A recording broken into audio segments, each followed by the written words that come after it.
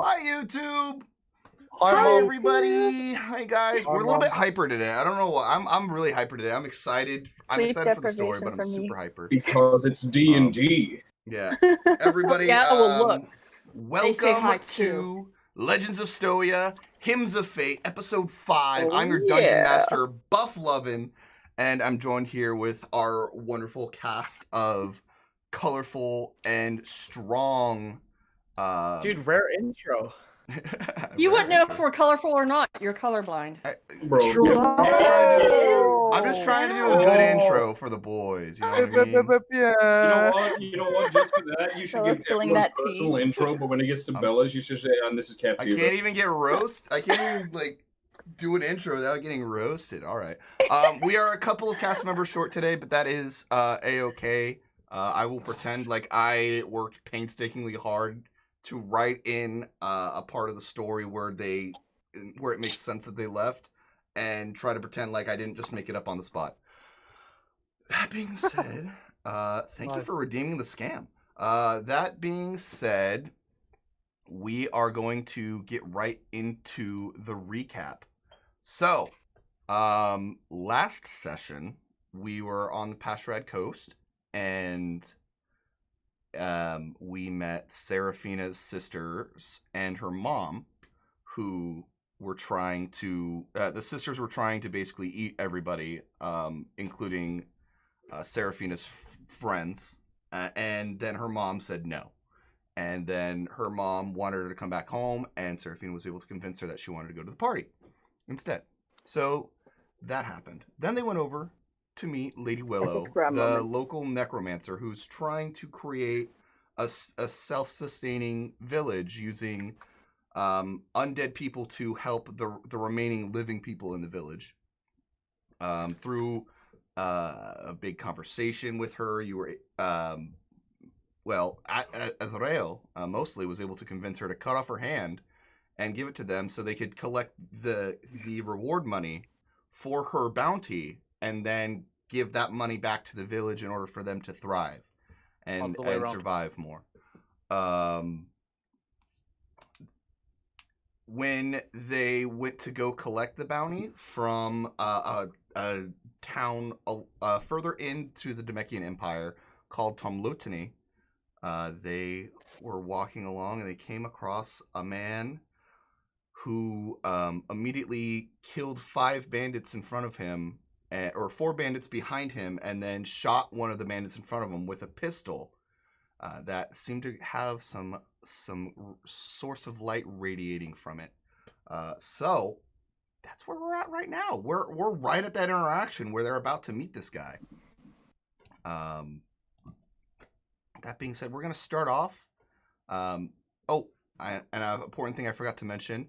A lifelong friend of Charles Stronghammer is also there, along with this cowboy, for lack of a better term. His name is Bjorg. He is a very skinny, dwarven, a very tall for dwarven standards, skinny for dwarven standards man named Bjorg.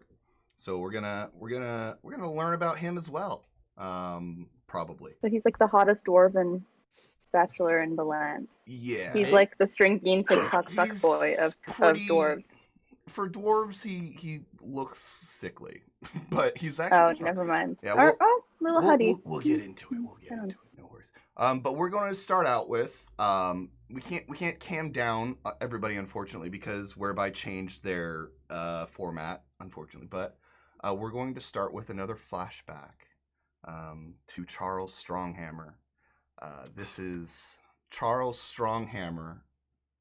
You are again back at Mount Yundavar, and is my shirt off?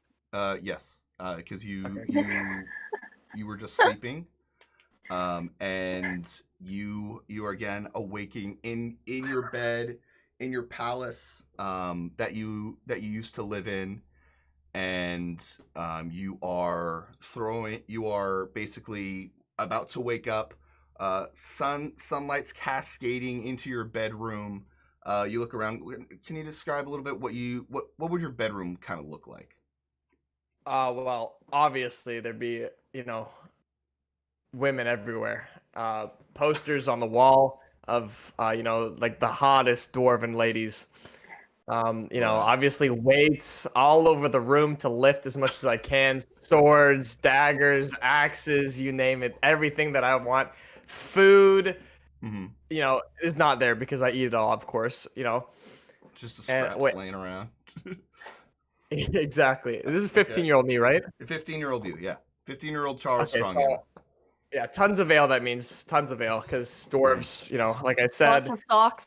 Yeah. mothers, like a female dwarf actually has alcohol in their breast milk. So, True. What? At least I'm not yeah, young. you guys can know that.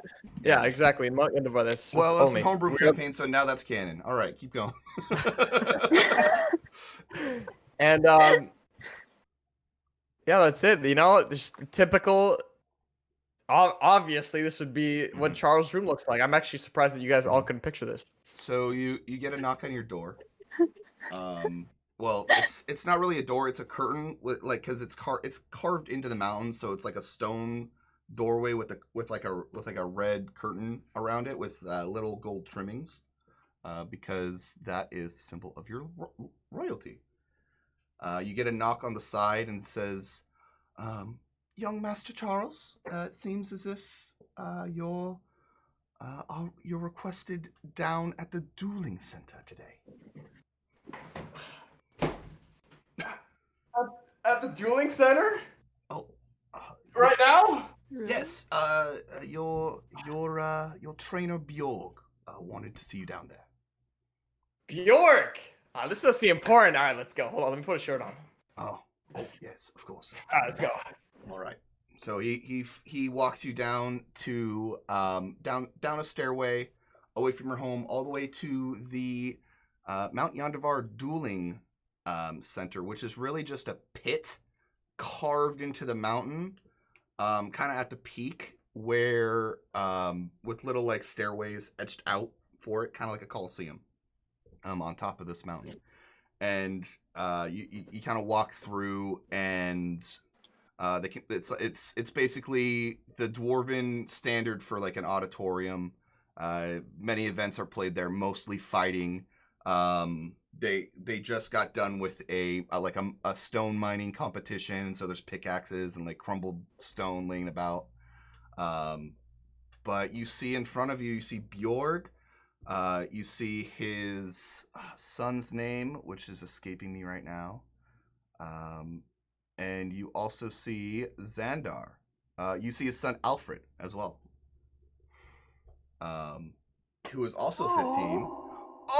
Okay, dude. Tommy Royal coming at us with the 25 gifted, dude.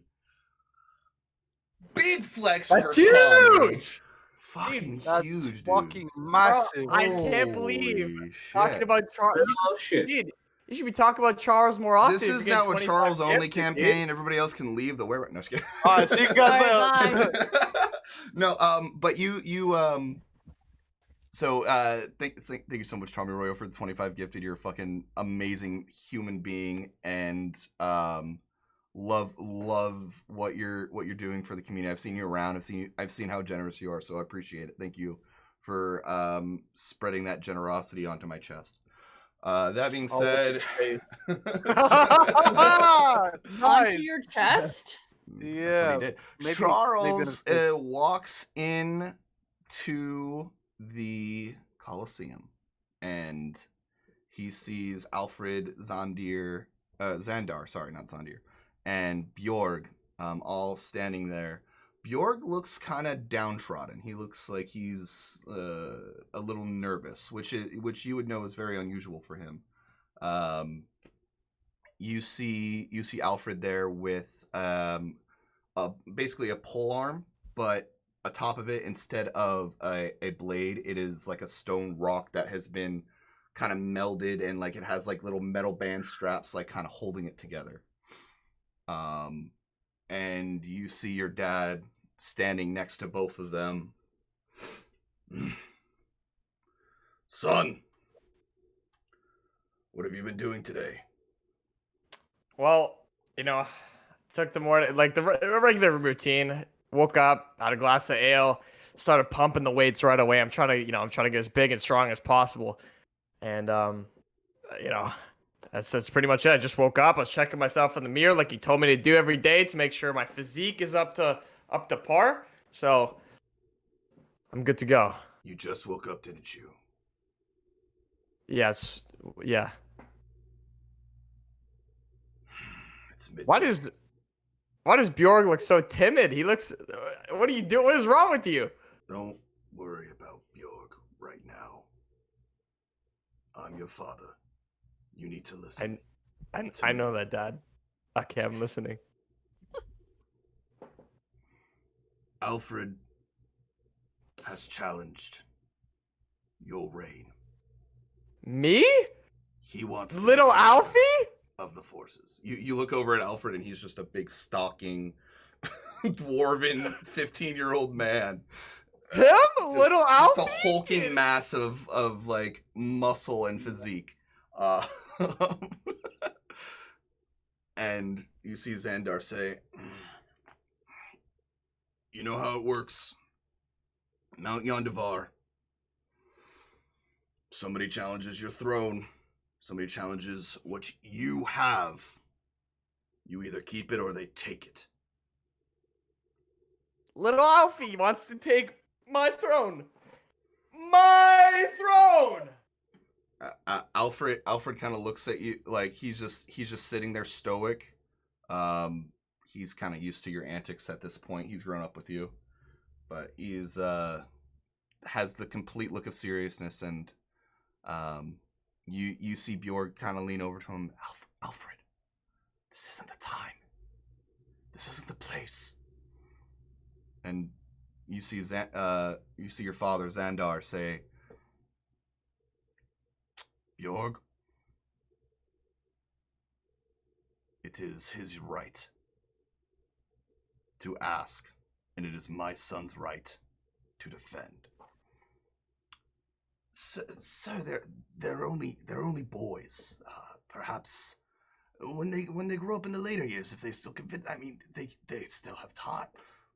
He puts up a finger and silences, and then Bjorg kind of shuffles backward. Son, it is time. Draw your weapons. Do this. These ones? And with that, Xandar grabs, kind of pats Bjorg on the shoulder, and they both walk away, up into the stands. You see behind you is a weapon rack with a couple of weapons, for you to choose from. One of which is a battle axe, which you are probably the most accustomed to at this point, and a couple short swords and like a spear, halberd, just basic dwarven weaponry. But your custom weapons that you've been made for by royalty is also there. Dude, this battle axe, it just speaks to me, and I take it. I take the two-handed battle axe. Right. And then that's... Mm-hmm. Okay. I turn around, and I look at little Alfie, and I'm like, you sure you want to do this? All right. So we're not gonna do a full combat because I feel like that's gonna take a long time. It'll take a while. But what we're gonna do is we're gonna roll. We're gonna roll a couple of strength checks, to determine kind of how the battle goes. Again, this is a flashback, so this is predetermined already. But yeah, go ahead and let's see kind of how the battle goes down. Alrighty. So roll your first strength.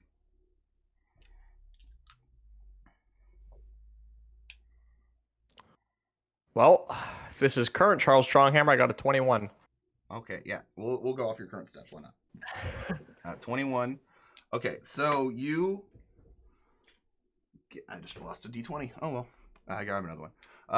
You you charge first. You get the first assault. You grab the battle axe and you start charging at young, big, stalking, bulky Alfie, who at this point has a beard that basically goes down to his nipples. What do you do? What are you trying to do to him? You know, I'm not trying to kill him, but I'm trying to As Charles would do, he's gonna pretend to go or he's going to go easy on him. So I start kind of just flashing, like spinning the battle axe around, getting ready to like hit, trying to intimidate him. All right. And I make my first swing, and I swing it as like the top of his shoulder, like kind Okay. of like in between the neck shoulder area. Gotcha. Alfred, kind of knows what your battle strategy is at this point. You've grown up together, and you've spent time dueling one another, but it's never been for real before. He takes your swing and steps into it. And instead of cutting his shoulder, you just kind of place your wrist on it with your arm out, with both your arms outstretched. And he takes the halberd staff that he has in front of him and pushes you back away and goes for a strike of his own. He swings and he comes down on you hard with the stone. You feel a white flash in your eyes, and your brain kind of shake a little bit as the blow hits you. Go ahead and roll again for another strength check.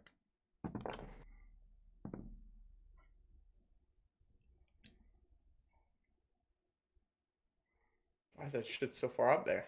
I got a 10. A 10. Total. Okay. So what are you trying to do? I recover. I staggered back.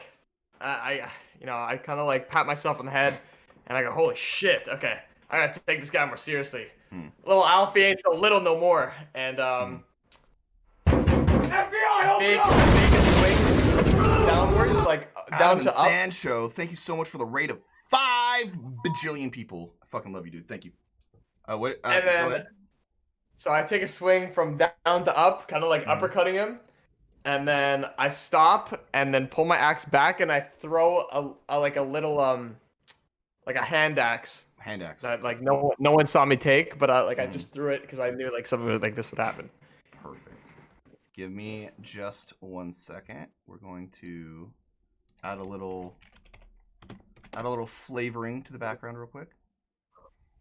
Oh, Alright. I thought it was gonna be Robbie. No. I went like that. So you go to throw your hand axe, and it just ping bounces off of the breastplate of this hulking beast of Alfred you have before you. He in turn tackles you, takes you down to the ground, and mounts on top of you with this he's kind of holding the halberd right where the stone is, and he's like bringing the stone down repeatedly onto your face. Yeah, go ahead and roll your final strength roll.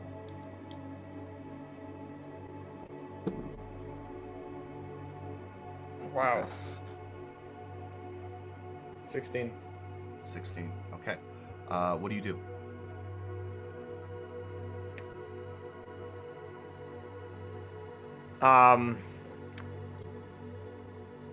Fuck.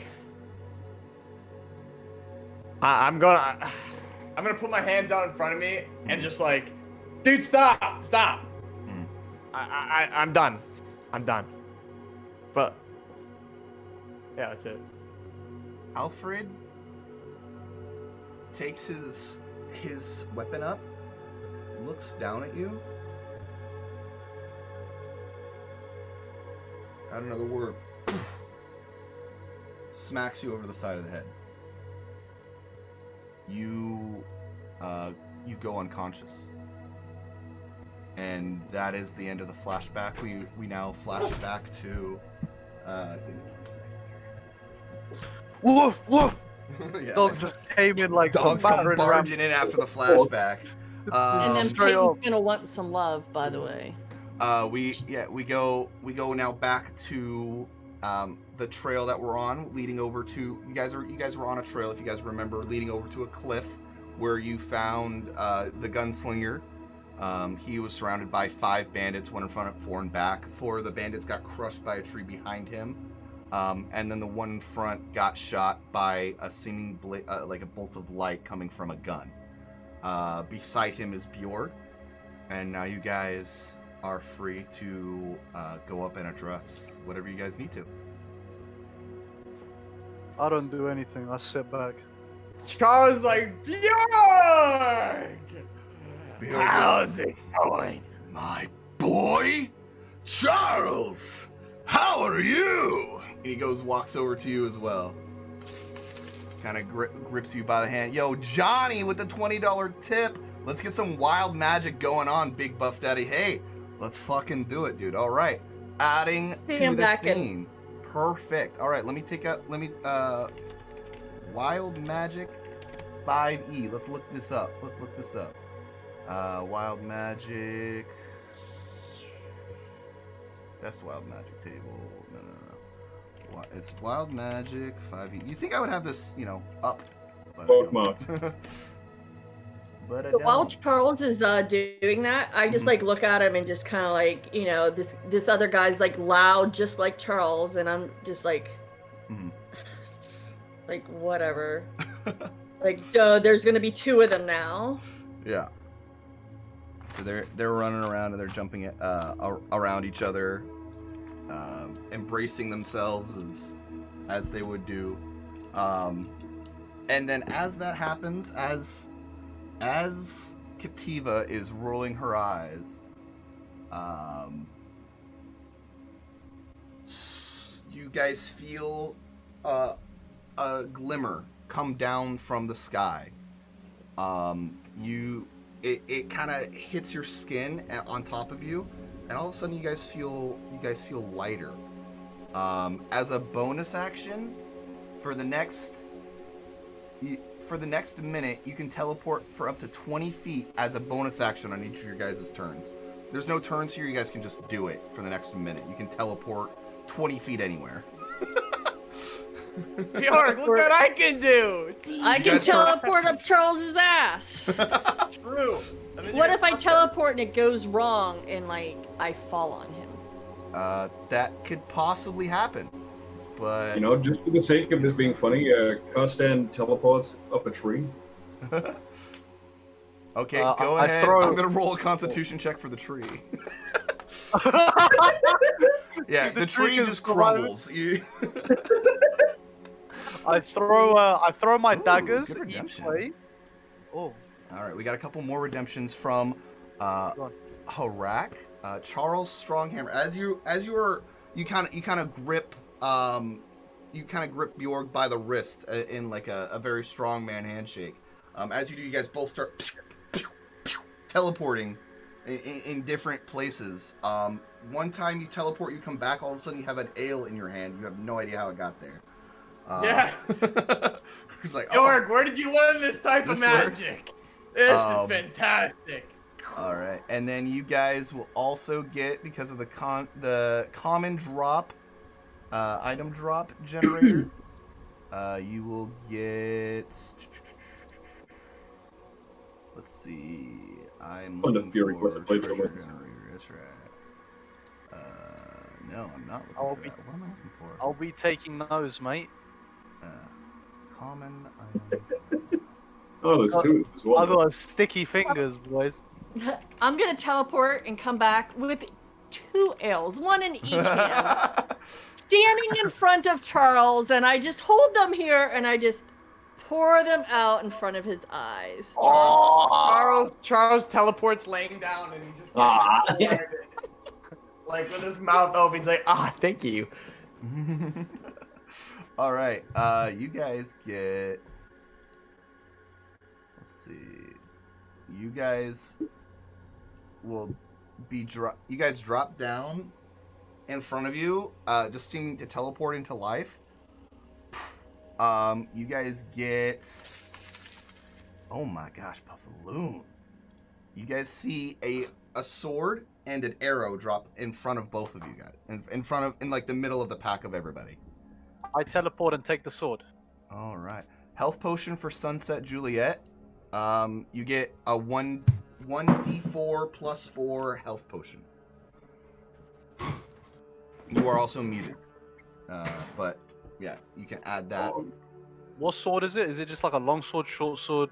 Sword. It looks like it's like a sword. It's like kind of like a curved blade, almost like a scimitar, but Oh. it's not. It doesn't have like So you that mean- wide you mean- fanning thing that a scimitar does. It's just like a straight. So curve. you mean Am I unmuted now? Can you guys You're hear me? fine. Yes. Okay, cool. Thank you for the healing potion. What do I add to my weapon list do you then? What is mean like a Kopesh? Like they used to have in You like... have no idea what this weapon could possibly. You've never seen this weapon before. Oh, I'd take that motherfucker anyways. It looks like it's nice to swing. So you touch the weapon. Yes. I know what this means. So you grip it in your hands. Fuck! You touch the weapon. So, You know so you what? stroke the weapon, basically. No. So I you... got sticky fingers. I pick up the weapon, one on the. I'm Uh-huh. guessing it's in a sheath, right? No, it's just there. There's no sheath, no nothing. No sheath. It's just a sword. Okay, I grab it by the handle and I Mhm. hold it up into the air, like trying to like figure out what the fuck it is. Cool. Nothing happens. You. Real quick, if I could just Oh, the campaign. yeah, hey, don't be pussy, guys. Is Don't that be the kind of sword you mean? What's that? I said I put a thing in campaign info. Is that the kind of sword you mean, design-wise? Nah, bro, Campaign info, that- design wise. Let me look. Dude, Yes, that's Egyptian as fuck, that is Yeah. very similar to what it looks like. Yes. bro. For real? Um, Oh yeah, I'll take. Yeah. There's I'll no. take There it. doesn't seem to be any symbols on it, but you do notice on the tang of the hilt, there seems to be like a little crescent, kind of carved, kind of etched into it. Okay, so he's just not going to take the arrow, even though he's the only one that really uses the crossbow. Yeah. Well, I So use the bolts, arrow. don't use arrows. So there's arrows and there's bolts. Crossbows take bolts. The arrow won't be compatible with the crossbow. They're just one arrow. It's just one arrow. I'll take it anyway. All right, you take the arrow. So you touch it. So Captina's kind of tapping her foot and like rolling her eyes as Charles and Bjorg are embracing each other. More wild magic happens because Oh my fuck god. yeah. Thank you so much, Puffloon, for paying the $20 to get that wild magic rolling. What happens just so you guys know, what happens is I go from a wild magic table. You can find tons of them on Google if you just type in wild magic table D&D 5e. I roll a D100 and hopefully it doesn't fall off the table. Okay. So I just rolled a 30 and then I just look at one of the tables and I do what it says. Pretty easy peasy lemon squeezy. Okay. I need to now roll to see who gets affected by this. So I will roll a d6 and hopefully it doesn't happen to anybody in particular. Okay, it happens to Azrael. As you're holding the I'm gonna Arrow. you're gonna Dude, need to fuck roll. all of you, man. You're gonna need to roll a 1d10. Oh no! What? Go ahead and tell me what it says. A D10. Okay. Roll. What'd you Oh, get? it's a. Wait. What is this? Does that count? What the fuck is that? That looks. What did it say on the bottom right? Oh, That's a I got a 10. You got a 10. Okay. Oh, You did I take survive? 10 fire damage from a fire as you're holding the sword. From your other hand it suddenly comes alive in a blaze and right in your face a firebolt shoots. Seemingly out of nowhere. You have no idea how to conjure firebolt. You know it wasn't you, but you know it came from your hand. It just blasts me in the face. I'm It just blasts you in the face. Yeah, exactly. You take 10 fire damage. Yeah, that was a max damage firebolt. I I like like how he was happy too. He was like, "Did I survive? I rolled high." He's like, I rolled high. got a net. Damn, I got a passed net. it. Then the moment Bob said you take 10 dead, and then his face slowly disappears. He was like, Oh man. Who was okay? I'm screaming. Is there anybody laughing at me like you guys? You guys laughing at me? Wait, I like are you asking spin me? around and I'm just like, what the hell is going on Good, here? because there's a dude that has very morally questionable, ideals in life, and whoever's laughing at him right now You know, it's like, I quickly cover for up the- my laugh and I for say, the- for I the wasn't sake- laughing at you. I was laughing at your misfortune. You know, much respect to you. Constan's gonna be sitting there by the what's left of the tree he teleported and just go.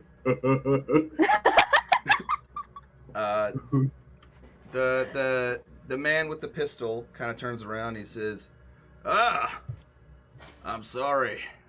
Sometimes I can't control any of that." Oh, Bjorg, you know this man. Bjorg goes, "Yes, I've trained this boy since he was a kid. This is Charles Stronghammer, Prince of Mount Yondavar and Exile of the Throne." And he goes, "Son, how have you been? How have your travels been? Have you been staying safe? Have you been eating, my boy? You look a little thin around the sides there." Ooh.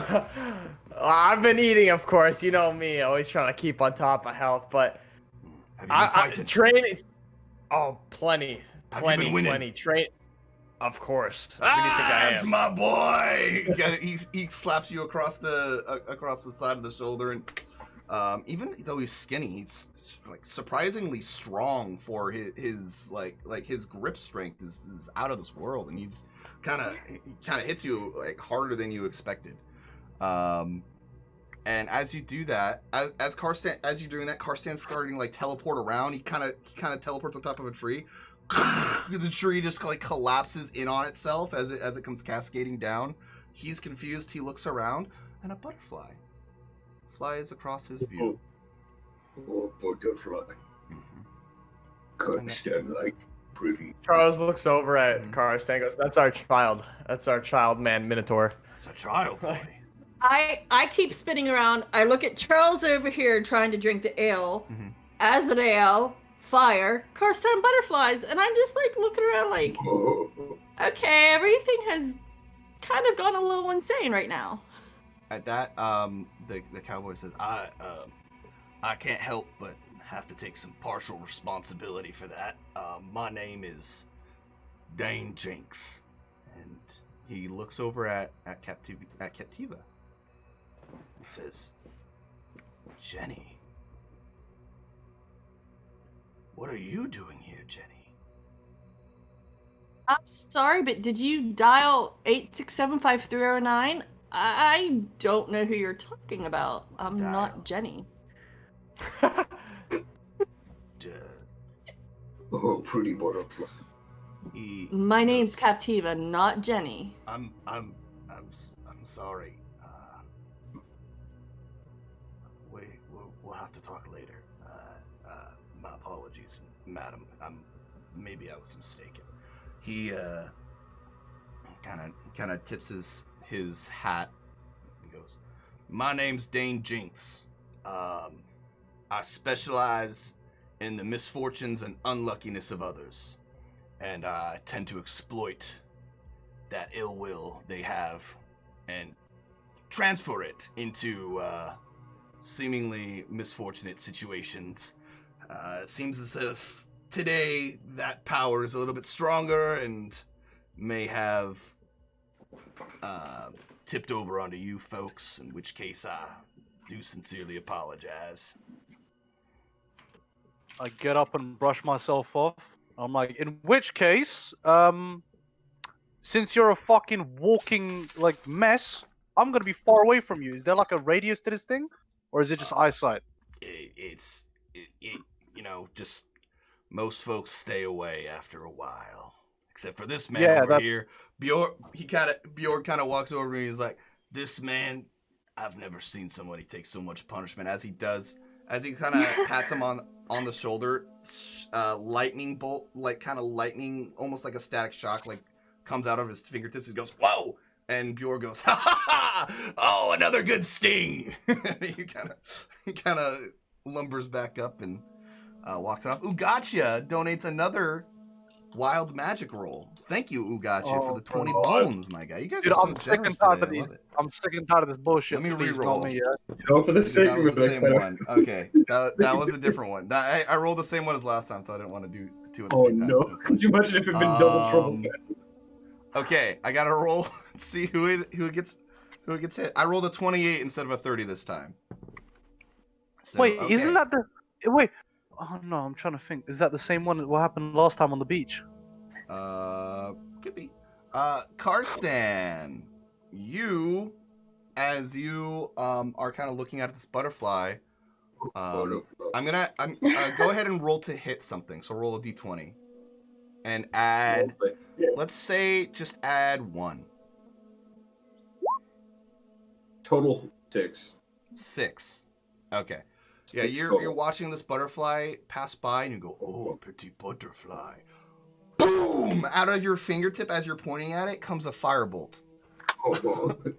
Doesn't cast it on yourself, but it flies right by the butterfly, missing it by a mile, but still a close call. Oh, pretty butterfly. He goes, "Whoa! Watch the gunslinging there, mate." And kind of flips his pistol, puts it in a holster you see on the side. He goes, I don't know what your business is here. We heard about a necromancer coming by to take it out. Yeah, we solved the issue already. You can turn around. Yeah, feel free to get rid of her. Just dispose of her. What are you talking about? We already disposed of her, you fucking idiot. Lady Willow, I can't take it. Dude, you drunk fucking idiot. And I reach over into Moron's backpack and I pull out an arm. Like, look here. Like, we killed the fucker already. Do you mind? Like, we're good. He, Nah, I actually do mind. I don't want to like give this to you because I don't know if I'm gonna get it back or not. A wise man. A wise man. Okay. Hey, I'll give it to you for whatever the fuck's on your hip there. You mean this old thing? He pats his hip. What is that? That's called a 6 iron, my boy. Made from a gnome tinkerer that I acquired it from. This wouldn't do you any good. But here, feel free to touch it. And he flings it towards you. Yeah, I move out of the way and let it drop on the floor. Yeah, as it passes through, as you dodge, actually go ahead and roll dexterity, or athletics. No, which one's the dexterity one? Acrobatics or athletics? Either one. Is acrobatics. Is the revolver shiny? It's acrobatics. It's very dex. shiny. Acrobatics. Okay, yeah, go ahead and roll acrobatics. I think you know what's about to happen. 11. 11. You just I passed. think- It was a 10. It was a 10. Woohoo! So yeah, Oh, you narrowly avoid this thing coming across your face, but as you do, you feel almost like the heat of the sun, but you're used to the sun by now, but as it passes you, it is definitely producing some sort of solar energy. As it passes by your face, it kind of flings back and he catches it in his fingers, swings it around, puts it back in his hip. And he goes, Yeah. That's a neat trick I learned after I tuned this weapon to myself. See, this weapon, once it is attuned to the person, sort of takes on the properties that person can produce and amplifies it at a faster rate. Ah. And I've got something similar to that, my friend. hmm. I pull out 2 daggers and then I throw it at just randomly, Mhm. just anywhere. It doesn't really matter. Just away from people. Right. I throw it out and I tell him, "Watch the belt." Mhm. And He now I looks- cross my arms. He looks down at the belt, and all of a sudden you see wisps of shadow appear from the hilt and materialize back into daggers that are neatly tucked inside the hilt. Ha! A fine trick, young lad. A fine trick. You too. He turns around. He says, "This canyon might have provided the general traveler a little bit of difficulties." He goes over and he grabs a note. He goes, "Do you guys know who the White Cow is by any chance?" Do we ever? Yeah, Costa replies, "Who?" It seems that they were the idiots who came across this bridge, broke it, and decided to leave a note instead of fixing it. And you look, it's a bridge that it has like tattered ropes. It's like two wooden posts where a bridge would be, but instead it's like tattered ropes around it, where it seems like a couple of the ropes snapped as people were walking across it. And he looks down and goes, "Well, doesn't seem like all of them made it across anyway." And with that, he says, "Hey, bull man over there, you mind lifting up this trunk and tipping it over across the canyon so we can get across?" Oh, you beat Karsten? Yeah. Oh, Karstan. Good. Oh, Good man, Karstan. Karsten, no. Yeah. Karsten what's your walks name? over and grabs the big tree trunk and just Go ahead and roll for just a straight strength. straight strength. Let's go. What's your name, light thrower? My name's Dane Jynx. Dane Jynx. 13 total. My 13 name's total. Azrael. My pleasure to meet you, Azrael. Fucking And I'm getting all the shit. so you take the tree. It's hard to get your like kind of a good grip on it, and it's kind of tough. But eventually, you're able to lift it up and throw it and tip it over to the side of the canyon, where it's just like it lands haphazardly, but effectively creating a bridge across the canyon. Karsten do good. Yes, Karstan did very good. Good job, Karstan. And him and Bjorg band together, and Bjorg says, "We got to keep a close eye on Charles. He's under our protection now." And Dane looks down and he says, "Bjorg, you know I can't keep a close eye on anybody but yourself. Anybody I keep a close eye on, it either ends up missing or dead." I'll put And- the hand back into Moron's barrel. Are we hearing this conversation they're Yeah. having? Oh yeah, he's saying it Oh, in full okay. view of everybody. So I look a little alarmed and I go, why would that be? Again, I am an expert and a professional in the unfortunate and unluckiness of others. I can cast misfortunes upon others, but I can't necessarily control who it affects. All I know is that it doesn't affect me, but the longer somebody's around me, the more likely they ain't gonna be around for much longer. Except for this man here, he's been following me for 2 years now. Looks over to Bjorg. I Bjorg's turn like, to him and I say, has the bad luck not affected you ever? and Bjorg goes, "Oh no, it does. It's just a lot more fun throughout the day, you know. Retirement and all that." He kind of walks backwards, trips on a rock with his heel and falls over, bashes his head on the inside of another rock, and he goes, "Ha! Ha! Ha! Ha!" Gets back up. Yeah, there's definitely something wrong with you too.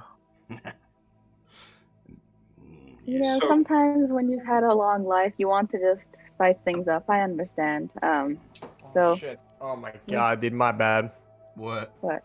Oh yeah, don't worry about it. Just hop back on when you can. So, would Karsten know that people are probably going they're gonna want to? Everyone's gonna be going over free to get to the side of the canyon. Yeah, everybody's gonna be walking over this tree to Okay. get to the other side.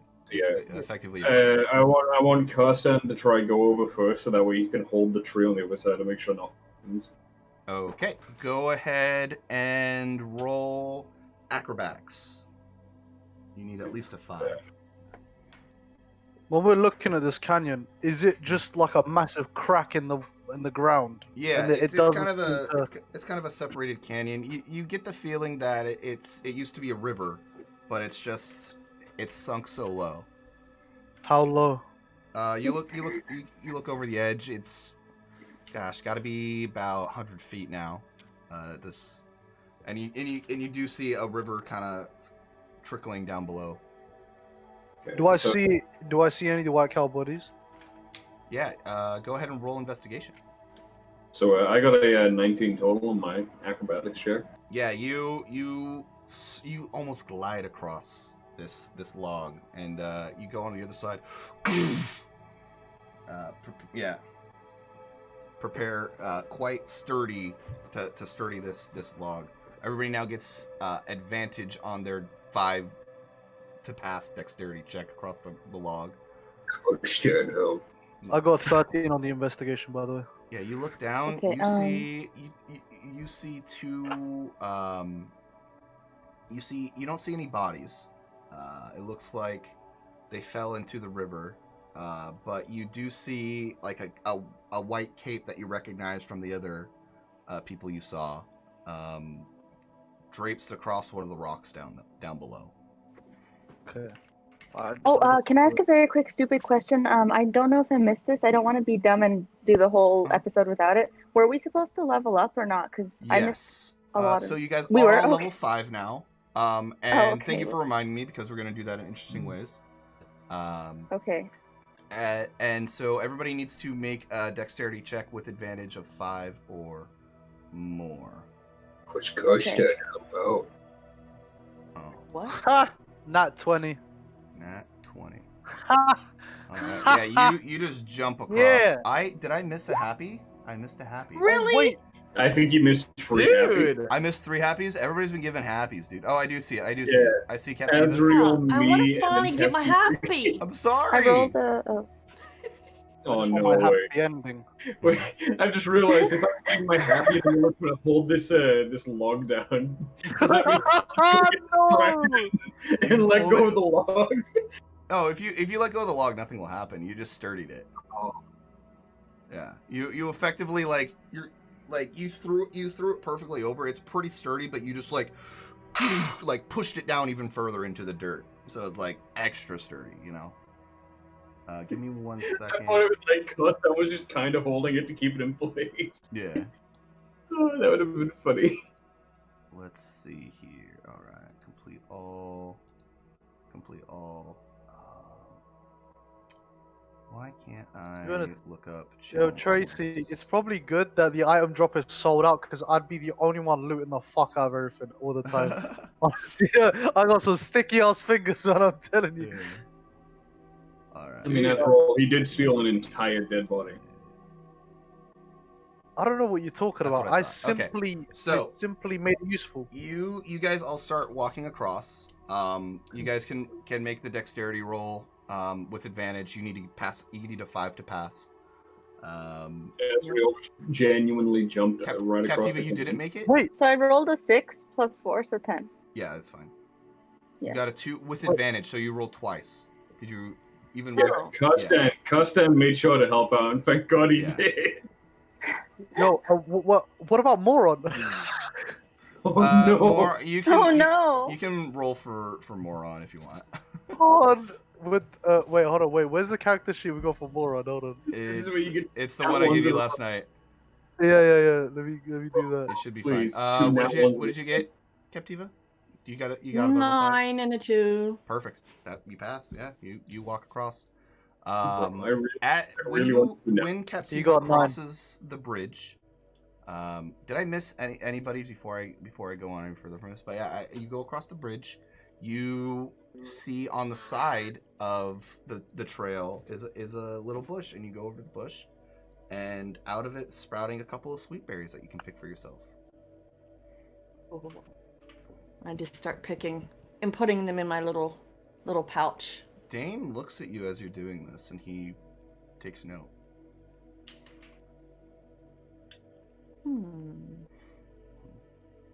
All right. Did anybody not pass? Everybody, I think me everybody and the passed, okay. dumbass. Yeah, me and the dumbass part. What Everybody. about Azrael's blood fruit? Oh, did Ezreal get a happy? Yeah, I think Gogrok did 3 in a row. He did 3 Yes. in a row. Azrael, Karstan, me, Azrael, and Yeah. myself. So Nice. across the other. Thank you for that. As Azrael is walking across the path, he notices from a tree, falling into Moron's hand, is a very dark red fruit. Moron goes, and he goes, And I he let goes him. to reach for it. You let him? Yeah, he I bites let into him, and I pat him on the back.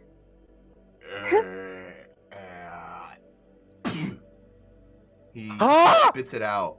He doesn't seem to like it.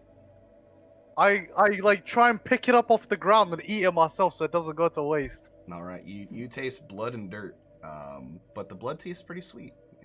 I'm okay with that.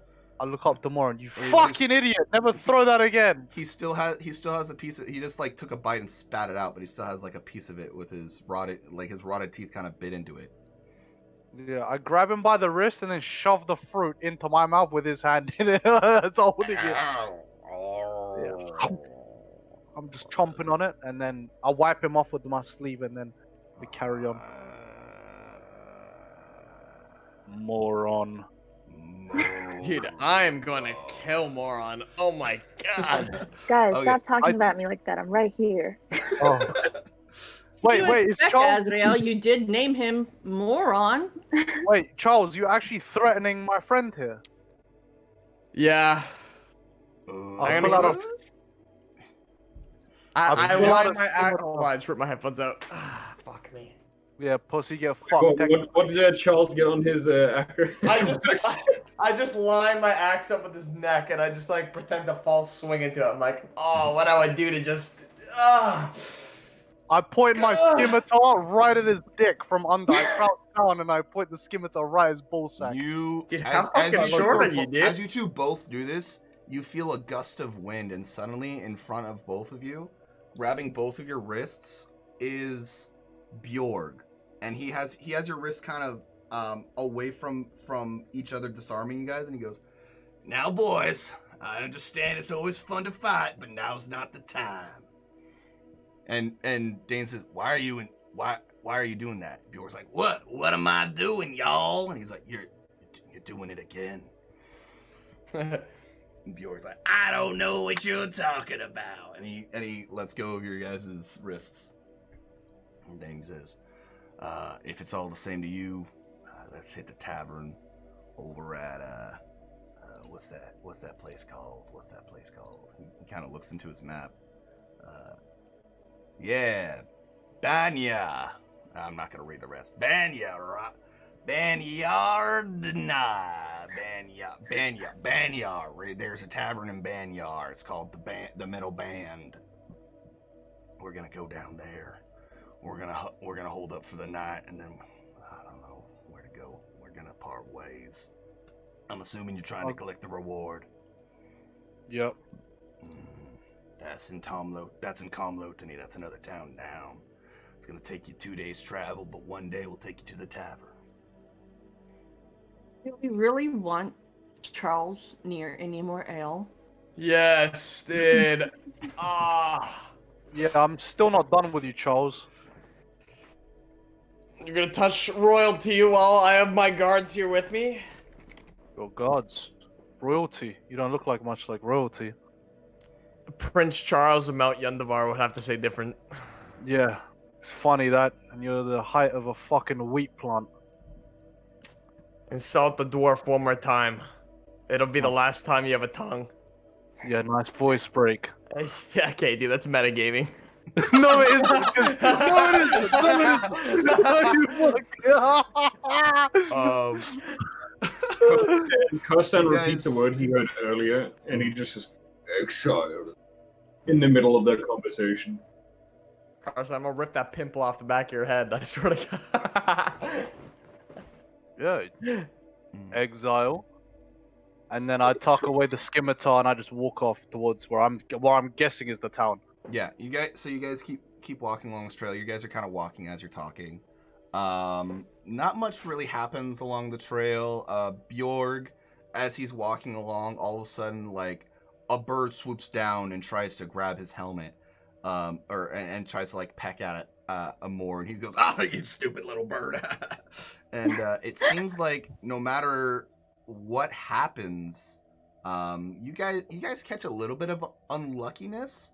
Like you catch a whiff of something, or you guys notice a tree branch that wasn't there before. All of a sudden, like, you stumble over it. But it seems like Bjorg is a lightning rod for unlucky behavior, and seemingly unaffected by it, just enjoying the moment as it happens. Seems as if because he's been around for so long, he's collected this unlucky energy more than everybody else. You guys walk over to the tavern. You guys make it over to Banya. It says, "Welcome to the town of Banya," and then the rest is etched out as if somebody was tired of pronouncing it too much. And it is a bit of a nicer place. It's thriving, it's surviving. And there is a very old, worn, beaten down tavern with 2 metal bands where a sign used to be, and kind of only assume that's why people call it the metal bands. And you guys made it to the tavern. I stay outside with Moron. How big's the door? Door's regular human walk size. into the tavern. What was that above? The door looks regularly human sized. Okay, so Seraphina walks in the tavern. You walk in. Carsten stays walking outside into the because tavern? can't get through the door. Mm-hmm. Who else besides Seraphina is going to walk in? Oh, of course, me, dude. I'm walking in with both arms flailing through the air, walking up straight to the bar. We're the you. resident fuck people of our campaign, so that makes sense. I was gonna say Exactly. fuck boys, but Seraphina's not, so it's fuck people, I guess. I follow, just sitting there I'm thinking, I better keep an eye on him because something's going to go wrong. As much She's as the resident mom of our Or campaign. they're gonna get, through the or door. he's gonna drink the tavern out of ale completely. Actually, you know what? No, Carsten's not going to be that mean. I was going to say Carsten just forces his way through the door, but no. Mm-hmm. Yeah, so, Carsten, you're trying to force your way through the door now? No, Carsten's not going to be that mean to try and break the tavern. Okay. I look up at Carstan and I say, "It's alright, big boy. We're not welcome in these parts much anyway." You guys make it into the tavern. It's actually quite the wood inside of the tavern. On the outside looks kind of worn and beaten, but the inside it looks bright and new. It looks like it's been polished recently. A couple of tables are set up. A couple of them have coasters and corks underneath them to try and straighten out the table legs. But for the most part, it looks like a very nice, warm and welcoming bar. And you see in front of you, or behind the bar, is a very old, gaunt man. Or actually, no, he's not gaunt. He looks like he is fat and full of life. And next to him is a little girl, a little girl with black hair, black shiny hair, kind of short bob cut. Beside him, you kind of see the resemblance. He could possibly be a relative. And he goes, "Hello, welcome to the metal band. What can I get you?" I go, "I don't know, what can you get me?" Wait, is it Depends 10 a.m. or is it the evening? That'll change the tone. It's probably around evening time. Yeah, I would say it's probably around 8 or 9 p.m. at this point. All right, I still say that then. Okay. Yeah. You kind of he takes a swig of his own ale as he's been drinking. He goes, "Depends on the coin. I got all types of ale. We got dwarven ale imported. We have elven wine. We have this new cranberry type concoction. I have no idea what it does, but it tastes like fucking shit. And we have straight whiskey and all sorts of others if you want. We got some money. Well, I appreciate a man with honesty to tell me what's good and what's not, but I'll probably wait around because a woman like me is not used to buying her own alcohol. Yeah, okay. Yeah, no worries, little lady. What do the rest of you have? Where's the dwarven ale imported from? Dwarven ale? Well, it's imported from the south of Demekia. Garbage. Garbage. Hey, North Karsten American ale. alcohol? Can I we give apologize Karsten for my alcohol? friend. He's a little bit of a. He's very specifically passionate about Karstan, who's alcohol. Karstan? Would He- Karsten hear them talking from the inside? Yeah, he's quite loud and boisterous, and he looks at Captiva. Who's Karstan? As he says that, Karsten just like slams his head through the door. I'm Karsten. Whoa, whoa, whoa! Hold on there, big boy. The Hold big on guy there. right there. Yeah, I'm we get. Karsten. He said, if you mind backing up a couple feet, and he looks at Captiva. He says, "Don't worry, we get all types and kinds around here from Gigi." And he goes over to the door, and walks over to the side of it, unlatches. What you see is like a crease in like an overall archway of where the door once was, and starts pushing out.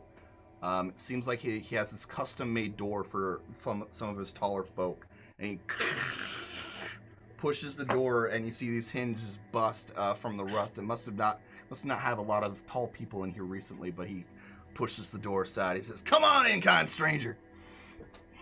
I grab I put my hand in front of the innkeeper, somewhat politely, but aggressive because I just put a hand in front of him. I'm like, innkeeper, a moment, please. Yes.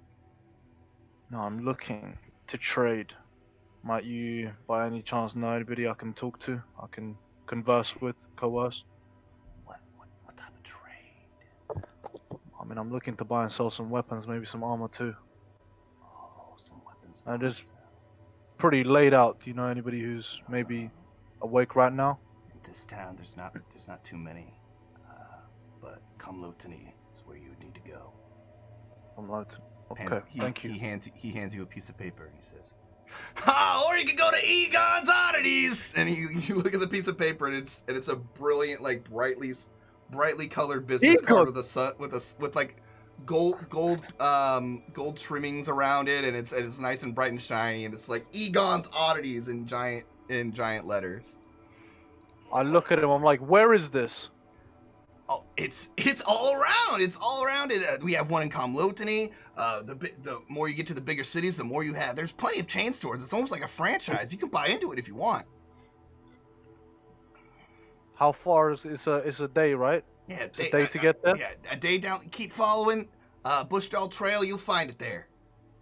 Okay. I turn over to Karstan. I'm like, Karstan, I need you for a second. Come here. Okay, as Karsten's about to walk in, he stops and just turns around. Okay, and walks over to Ezra. So Karstan, like, I need your help. I need blood. Okay. Can I take Karsten, some? Can I take some from you? Is that okay? yeah. Thank you. And then I just take a bite out of his forearm. And I'd probably say you should do the finger more Oh, because the finger. Sorry, yeah, finger. Yeah, I probably can't get my mouth around it, right? So I'll take so it's like he just gives you his pinky. You're like, oh, you go. So Karsten does. Did we decide whether or not they take damage? I'm pretty sure they do. They do? No, because we did it way I don't back with remember what we decided. Zamfir. I don't No, think- Yeah, I no, think you we did decided that they it don't. with Zamfir on the boat before we met Egon, or was it after we met Egon? I don't remember. before. I didn't take any damage for that. Yeah, because You we did we not? had that whole. Okay, Yeah, we said well, we no said worries, it was no worries. magical, and I get to choose. Mhm. Yeah, no worries. I was just making sure we were clear. So yeah, you bite into his finger. He feels a little bit of a prick, but not too much. And you do what you need to do. Okay. Meanwhile, in the bar, this girl's taken. The little girl has come up to you and says, "Can anybody need any orders?" She kind I of looks look around. at You guys are all Moron. sitting. You guys are kind of all sitting at a table, and she's like has a pen and paper. Are we actually in the tavern now? I thought me and Ezra were still outside. Captiva, Charles, and Serafina are like at a table. Okay, we're on. I say no, thank you, and I look around, scanning for any eligible / rich people. There's nobody else to in the scan. bar but Dane, Jynx, and Bjorg who are sitting there. Dane Jynx is sipping a neat whiskey, and Bjorg is sipping some of the dwarven ale. And he's when I say sipping, I mean like chugging and asking for more. I'll just ask if, because Captiva doesn't really drink, she's not allowed to. She's pregnant. If there's any juice, do you have juice or anything that's not? Oh, I think we have some prune juice that we can give you. She writes down. And you could say. Oh, can I get a tall glass of you? But if I can't get that, I'll just have. She is like 8 years old, dude. Oh, disgusting! I mean, and why is an 8-year-old serving alcohol? It's not. Child labor, dude. Child Anyways, labor. dude, I'll just No. have. Now this is so weird. I think I was a fictional character, but I'll just have some. Generate We'll you. retcon I'll it. just You have choose some a- dwarven ale. Yeah.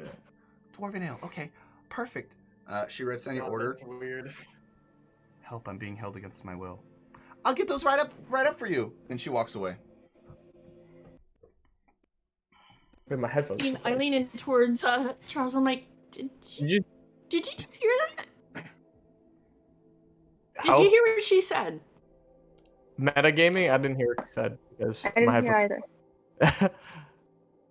She said I'm being held against my will, and then Oh, okay. walked away. Shit. Did you hear that? Don't scream at Charles. Keep your voice down. It sounded like she said she's gonna bring Charles, some and I sit dwarven on ale. Charles before he can get. Oh, never mind. I don't sit on him. I thought he was about to shout About to get something muted. At else. that time, I take out my little pouch and I put the sweet berries out, and some of them have like the stems on it, and I just look over at Charles, pop one in my mouth, take the stem off, and just flick it at him. I'm like, can you not be so? Charles deflects it and it goes straight into your eye and now it's just stuck there. And Dun, dun, dun, dun.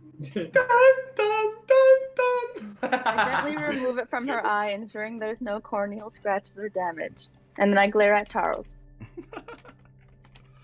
Charles like winks like. Yeah. All right. Wait, question, like, because I know I can't find it anywhere, but would a Minotaur have enhanced hearing at all due to him being like an animal? I don't think so. No. I know Sylvia does, Really 'cause big eardrums to hear. Sylvia might. So everyone at the table only heard it, right? Or did we all hear it? Yeah, all- she said it clear as day. You guys should all have been able to hear that. Yeah. Okay. I've said that all three of you were sitting at the table. Me and Nazriel both outside. Azrael, as you turn around to look, Azrael and Moron are both gone. Oh. Karstan, you see your friends at the table. You see the door, the bigger door has been opened for you. Kastan's very confused where the little man just went that was biting his pink. He's like, oh. Mhm. Oh. Mhm. Oh. So, So he just ends up going, oh, and walks inside. Mhm. And to be Alright. kind, he goes and grabs the big door and starts pulling it behind him. Yeah, you close the big door. Aw. You see you're welcome. a metal reinforced chair being brought out for you, and just cascaded out. It's kind of like a metal stool, built for big, strong minotaurs such as yourself. And there's even a metal plate underneath it to kind of disperse the weight from the four legs, so you don't break the wood underneath it either. Wow. So Kostan goes over to the table and sees that, picks it up, and just moves it out of the way and sits on the floor. Oh, I was Okay. gonna say Clarkson sit on the floor. Because Yeah, the you tables are so small. you sit on the floor, and the oh, very well, very well. He grabs it and moves it away from you, and yeah, you sit on the floor. You're Now I coach to table.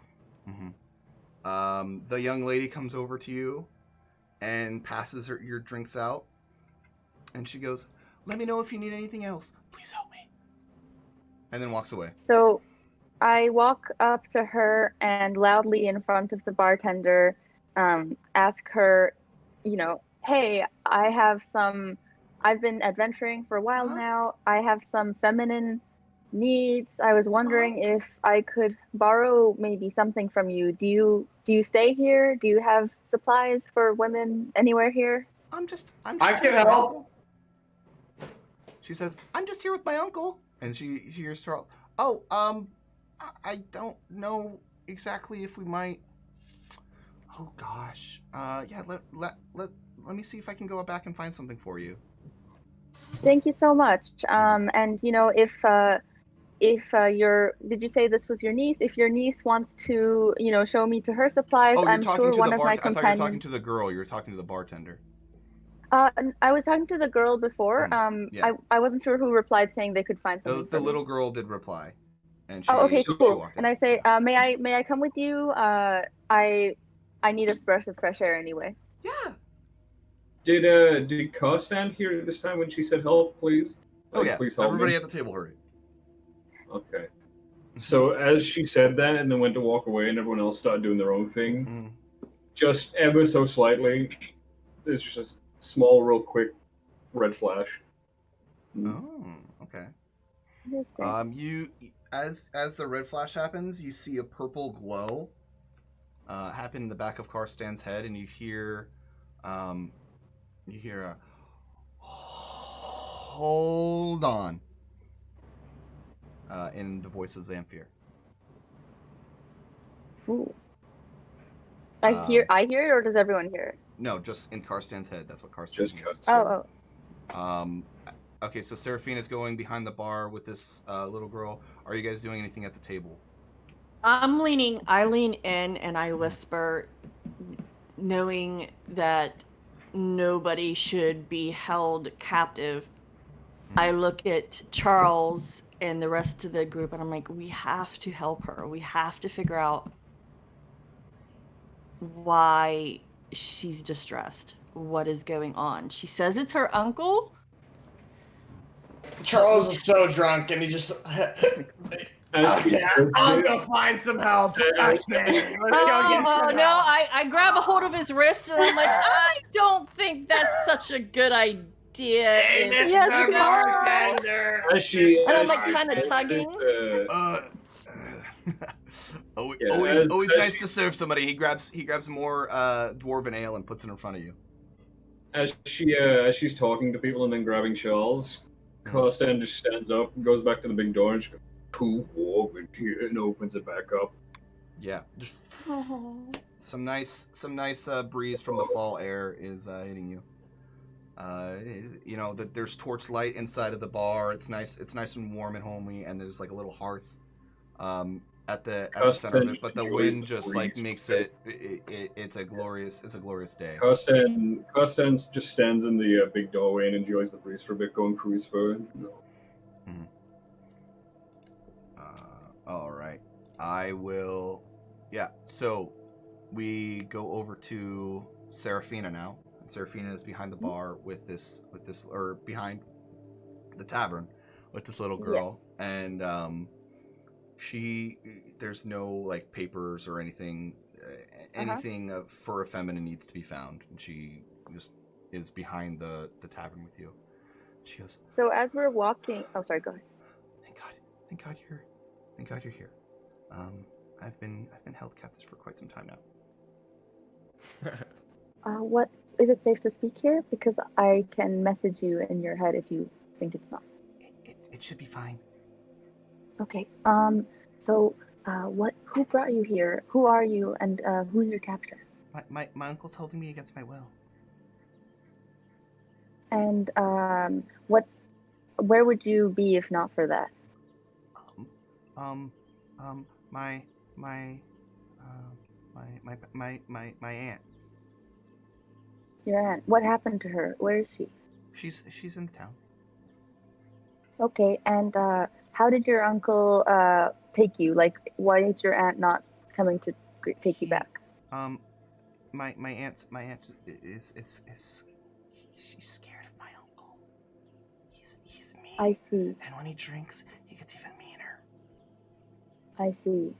And so if I brought you back to live with your aunt, how could we help you be protected against your uncle? Is there any way that you know of? If not, we'll think of something. But... Just a little girl. Oh, I forgot. Yeah. Never mind. Well, walks back into the bar and goes to the bartender. He just wants to, but doesn't know what he wants. He's like, Karsten, Frosty. I say, okay, we'll think of something. Is there ever a time that your uncle is just, he won't see? Does he go to sleep? Does he take naps? Is there a time that he is reliably conked out? After the tavern closes, he passes out in his bed upstairs. Okay. All right. Thank you. We will help you. We'll figure out something. Just stay close, and thanks for letting us know. Good job, and everything's gonna be okay. Okay. Oh, okay. And then we start to head back in while I loudly go, "Thank you for helping with my feminine needs." I'm glad my niece is in a helpful mood. Normally she's a bit of a trickster, a little bit of a, you know, kids will be kids. Yeah, she's very sweet. Yeah, a little bit of a handful sometimes, but after her mama and papa passed, she's all we got. And he kind of takes his arm, puts it around her, and kind of moves her closer. And she's like, "Oh, Uncle, thank you so much." And gives her a kiss on the forehead. And they go to Carson. Carson, what would you have, Mr. Minotaur Man? We got whiskey, we got ale. Anything that ails you, we got it. Karsten, not sure. Karsten, have the dwarven ale. It's the die for. Give him a sip of yours, Charles, so he sees if he likes it or not. No, this is mine. Bjorg takes his ale up, and this is probably his fifth or sixth one at this point. He goes, "All drinks tonight are on me. My treat for my boy." I was sitting here thinking, get whatever you want, Karsten. Give him a taste. If he likes it, we can a barrel. Since he's so big, just a mug of it is going to be like a droplet. We can get Karsten a barrel. Karsten, after hearing the dude saying all drinks are on him, Karsten just goes, Karsten have one of everything then. There you go. Disabled Tron, thank you for the host. Yeah, the bartender says, well... change that. He's a barrel of everything. Okay, Bjorg says, yeah! A barrel of everything, let's go! And he's like, he's very excited about this aspect. He's like, party! He's saying this he's saying this prone on the floor as he's fallen off of his stool already. And you see the bartender leave. He says, "Now, little one, don't cause any trouble while I'm gone." And he goes down behind to the cellar seemingly to grab a barrel for Karsten. So Karsten turns it and looks at the little girl instead when he was looking at the bartender. Hi, Karsten. I quickly use my message cantrip to message Captiva everything the girl told me. I say, Captiva, the girl says her uncle is abusive. She's being held here as a hostage, even though she wishes to return to her aunt. Her aunt can't fight back because the uncle is abusive and drunk. Apparently, after closing bar, he passes out drunk in his bed. And I think we should kill him and bring the girl back to the aunt. But I'm also hungry, and I don't want to waste human food provisions when I can eat humans. So I'm gonna go and try and kill him. But if something goes wrong, I will message you again. And anyone's welcome to join me when he's like down, to feed. Okay. I get her message, and I'm sitting there thinking, and I'm looking at the rest of the party. Charles isn't gonna. He's useless at this point. We get him to help. He might. Is Azrael in with us? No, he's disappeared. He's not anywhere near you. He was stuck in Karsten's blood, and then Karsten looks away for a second, and then looks like he's gone. No, there's no footsteps leading away. He's just not there. I'm looking at the guys and I'm thinking like, well, they're kind of useless right now. It's up to you. It's up to the women. Oh God, what have we done? Bro, I she roll just my called- eyes at them, watching them just like be totally drunk, and I'm like, whatever, I guess they needed it. I'll go get what I need. So I follow the bartender out while he's getting a cask, and while he's out there, I kind of put my arm up against the wall, and I'm like, fancy seeing you out here. Yes, well, someone's got to bring the barrel to the Minotaur. And he can't necessarily fit And through these cellar doors, can he? And he takes it and and I he go, starts... I suppose that's true, but wow, I didn't know you were that strong. Oh, yeah, hauling barrels of ale around kind of bolsters up the upper body a little bit, and he kind of Wow, that makes total sense. flexes a little bit harder than usual. I go, wow. I wish the boys in my village knew how to carry casks like that. Where do you hail from, young lady? Oh, just east of here. It's just a small village. You wouldn't know it. It doesn't have a name or anything. We're just trying to survive. But it's not important. My point was I've never seen any kind of strength like that before in a non-Minotaur. She's lying. She hangs out with me. You know what In else a is... non-Minotaur or dwarf. I correct myself, thinking of Charles. Yeah, he looks up at you and he says, you know what else is strong? What? And he flashes his ring finger and he says, my commitment to my wife. And he takes his barrel and starts carrying it up the stairs. Oh, get fucked. W. I retreat in shame. I come back to where the group is, and I think about where life has led me to this point. All right. As you start walking back up with him, puts the ale in front of Karstan, and you guys turn around. All of a sudden, you see Azrael and Moron sitting at a table across from you guys. Charles doesn't notice. Charles only notices the giant keg of ale, and he goes, "Thank you so much, Karstan." Ah. Karstan picks up the keg and moves it away from Charles. Karstan, drink. Give me it back. Okay, so the girl now goes over to Azrael and starts to try and take his order. Ah, yes, what will it be, sir? Nothing. Okay, and she walks away. She kind of like does a little skip as she walks away. Actually, I call out to her. Wait, actually. Yes. Now, this is going to be quite a special order, and I don't want anybody else to really hear of this. Could you lean forward for me, please? I need something alive.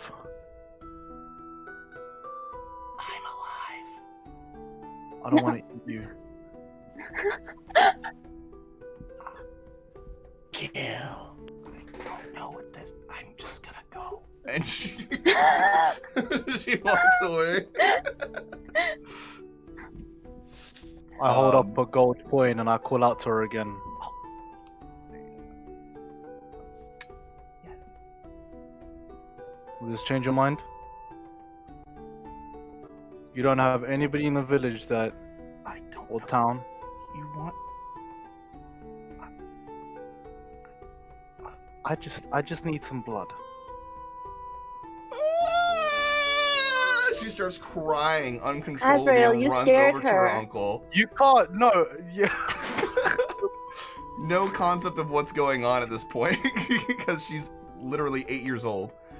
Runs over, I'm okay with that. holds her uncle by the thigh, and she says, "That man's scary." And he goes, "Oh, we get all types around here. He's just expressing his diversity."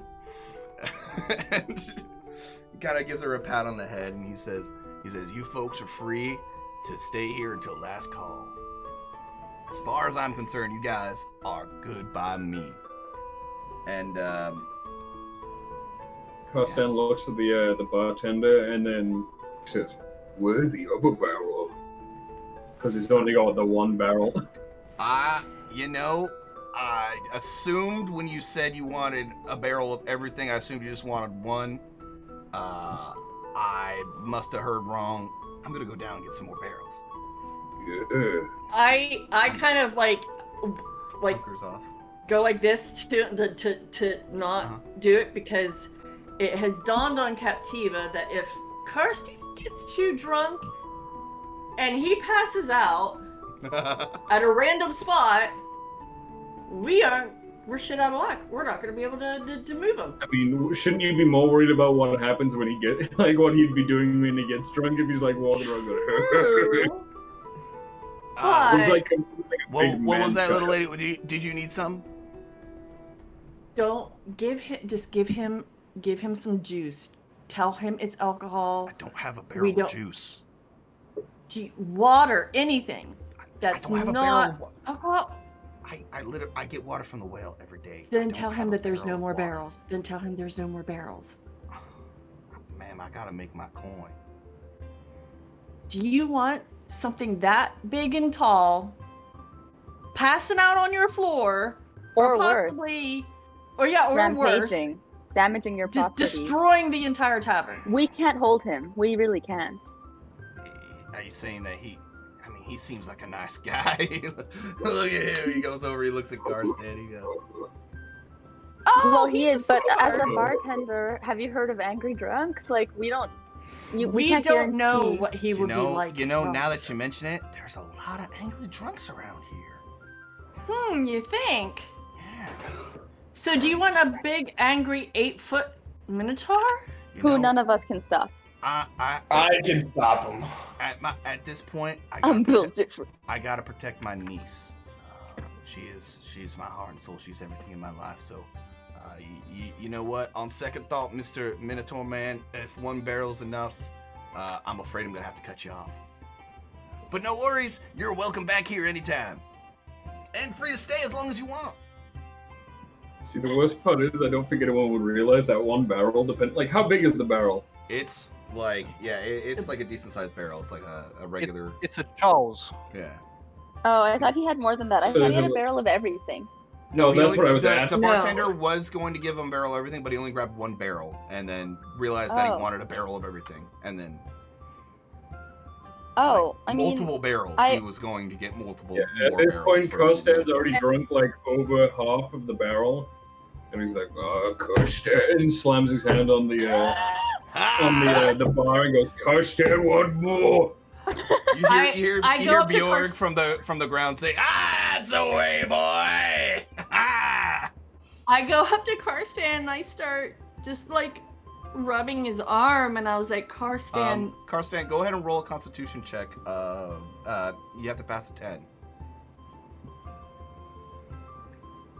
You know what? 19. Charles, you roll one as well. 19? 19 total. How many total? 19 total. Yeah, you feel something rolling in your stomach, but you know, nothing too bad. Oh my god. What did you roll? No, I just saw my. I got a 19. 19. Yeah, you feel that ale kind of like tighten your stomach up a little bit, but yeah, you're fine. I kind of can we hear it? Like, especially Karsten, since he's so big. Like, it sounds like a monster. No, it's just like they just feel it inside of themselves. Oh, okay. You walk up. You see the girl walk up to you guys again. Put like a fake tab on your table and walk away. And you guys read the tab and it says, "Please help me. He's moving me tonight." So, where's the bartender now? He's at the bar. He's shining glasses. I mean, Kinda- at that at point, this would it point, be, at like, this point, it's around like 1 a.m. to 2 a.m. and he's I see. pretty much like closing up shop. He realizes I- not much travelers are out at this time. I turned to Serafina and I'm like, you know, you do what you need to do. I'm okay if he just disappears or whatever is, you know, if you can do it discreetly without any of us getting into trouble, especially with these drunken louts here. At this point, less I they say- know, the better, because I They'll don't want. spill. Yeah. Yeah. I completely agree. I feel you, and I also think, well, first of all, thank you. And the best way to leave no trace is, to make use of the body by eating it. So I'm gonna go try that again. As you guys are discussing Darwin, this, you just have yourself a buffet. Oh, thank you, darling. Okay. as you guys are at this discussing point, this, Karstan finished the yeah, barrel. go ahead. Karstan, finish the barrel. Perfect. As you guys are all discussing this, you see the girl go over to the bartender. He says, "Well, little lady, it's looking like it's about your bedtime." He says, "Why don't I go tuck you into bed and I'll tell you your favorite bedtime story?" And she says, "Oh, really, Uncle? That would be amazing." And he sweeps her up in his arms and kind of grabs her. She kind of straddles around his stomach and has her head behind his. As she's walking away, you see her mouth. So I run over to them and I say, hold on, good sir. May I trouble you just 1 second? Actually, Yes. You're not, your daughter's wonderful. She's very sweet. But she did promise to get my other friend a drink, and I don't think she relayed the order to you. Is there any chance that it was just the drink I saw behind the bar? It's still there. Is there any chance one of you could just quickly hand that over first? And I try to do it as persuading as I can. Okay, go ahead and roll persuasion. Okay. By the way, because like I've got super hearing, I've heard like her whispering and all this shit since I've Yeah. been in the tavern, right? You So, by the way, know by now. As this is happening, because Karstan's finished drinking an entire barrel. Go ahead and roll another a Constitution saving throw. This time you have to beat a 15. Okay, that's a Who? 10. Me? But I was Yeah. gonna. Okay, what do you want to do? So basically, Karstan's still wanting more to drink, and he's getting angry now that he hasn't got his other barrels now, and he's actually gonna slam both of his fists down into the bar really hard Okay, and scream once more. you all of a sudden feel the tightness in your stomach get even tighter, and you go to bang your fist down, but your eyes grow wide. You go, and just all the ale starts pouring out of you, and he goes, "Oh, gosh, gee, darn it!" He walks over. He goes, "I'm gonna have to mop this up for a whole rest of the morning." He says, "No worries, kind sir. I know you didn't mean anything by it." He pats you on the back, and he says, listen, it happens. Everybody has their moments. I've had plenty of drunks throw up in here. It is not a big deal just because it's larger than normal. Is he still carrying the girl? No, he put her down. Karstan, you're He such put her a down. lightweight. Okay. I I got behind him. I got behind him, Mhm. and with my scimitar, and I mean, he's So wait, is Karstan like still drunk? I though, glare really at you drunk? like, hello, I want fresh meal. Do not kill this man. I want to eat him alive. Karstan, at this point, since he's patting Karstan on the back, Karstan just comes around and grabs the bartender and hugs him like, oh, because he's drunk. So he's there, like hugging bartender. Yeah. So Okay. as I was about So to I use my swing, message. So hold on. Sorry, go ahead. Azrael, you drew your weapon, right? yeah, but mad quiet behind him. But the girl can see you, right? Okay, so as you draw your weapon, Oh god. the girl starts bursting out into a ball of laughter. You believed me! You believed me! I knew it! She What? starts pounding Bro, her I fists on fucking the knew it, on the bro. floor and kicking and screaming on her back in absolutely. I give her a speech on how problematic it is to joke about abuse. I turned my attention to her. Yeah, you guys were so close. Look at your guys' faces. and the bartender, what's going on, Ryan? What's happening? Good sir, just so you know, she told us like at least 10 times that you were like holding her captive and she was a prisoner and you were abusive and all that, and now apparently it was a joke.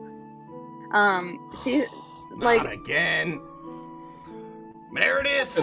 And she At goes, this point, yes, Uncle. She goes, go to your room. I've told you time and time again, you cannot just tell random travelers that I'm trying to kidnap you. One of these days, you're going to cause a heart attack, or somebody to throw a firebolt at me or something. This is not the right way to handle your stress. He says, we're going to do some healthy exercises in the morning. We're going to get some fruit in you. We're going to get you some proper vitamins and vitamin D. And we're going to get you right, okay? But right now, you need to go up to bed. No bedtime story, because you haven't been good tonight. But you need to go, okay? She goes, yes, uncle. And she runs upstairs with Sam's bedtime story. Before she runs up, I like lean forward, eye to eye with this 8-year-old, and I have my hands on my knees, and I'm like, I just look at her and I shake my head. I'm like, you little shit. She looks at you. She kind of stops as she's running up the stairs. She looks at you, and runs up the stairs to her bed. I just roll my eyes and shake my head, and I'm thinking. So with the bartender saying all this as Custom was there just hugging him drunkenly? Yeah. Yes, he was. And as you still hugging him drunkenly, we're gonna get to the wild magic in a minute. By the way, oh hey Tracy, thank you so much for the 20 bones. We're gonna do some wild magic real quick, but I want to make sure I flesh this scene out properly. The bartender looks at Seraphine. He says, "I'm so sorry, little ma'am. I didn't mean for her to cause you any trouble. It seems that after her parents have passed away, she's been going through some tough times, and well, unfortunately, it manifests itself in some pretty mischievous ways. We do our best to let her express herself, but admittedly, she went a little bit too far tonight." That's okay. We all deal with things differently. I'm sure she'll grow out of it. I apologize for, thinking that you were a child abusive abuser, I guess, kidnapper. No, I appreciate the fact that you were trying to defend my little girl. Well, I also apologize for the seduction attempts earlier. When she also claimed that your wife was estranged and living in the town and scared of you, so I assumed that you didn't have one. I didn't mean to disrespect the bonds of marriage. Oh. If you're not going to be the first woman to try and seduce me, you're not going to be the last. He smiles and you see teeth missing. I come back to the group. Yeah. Okay, that being said... Oh, do I heal because I sucked Carstan's finger? Yes, you heal a little bit. When you guys go back to the bar, when Seraphina goes back to the bar and you see that this girl was just messing around,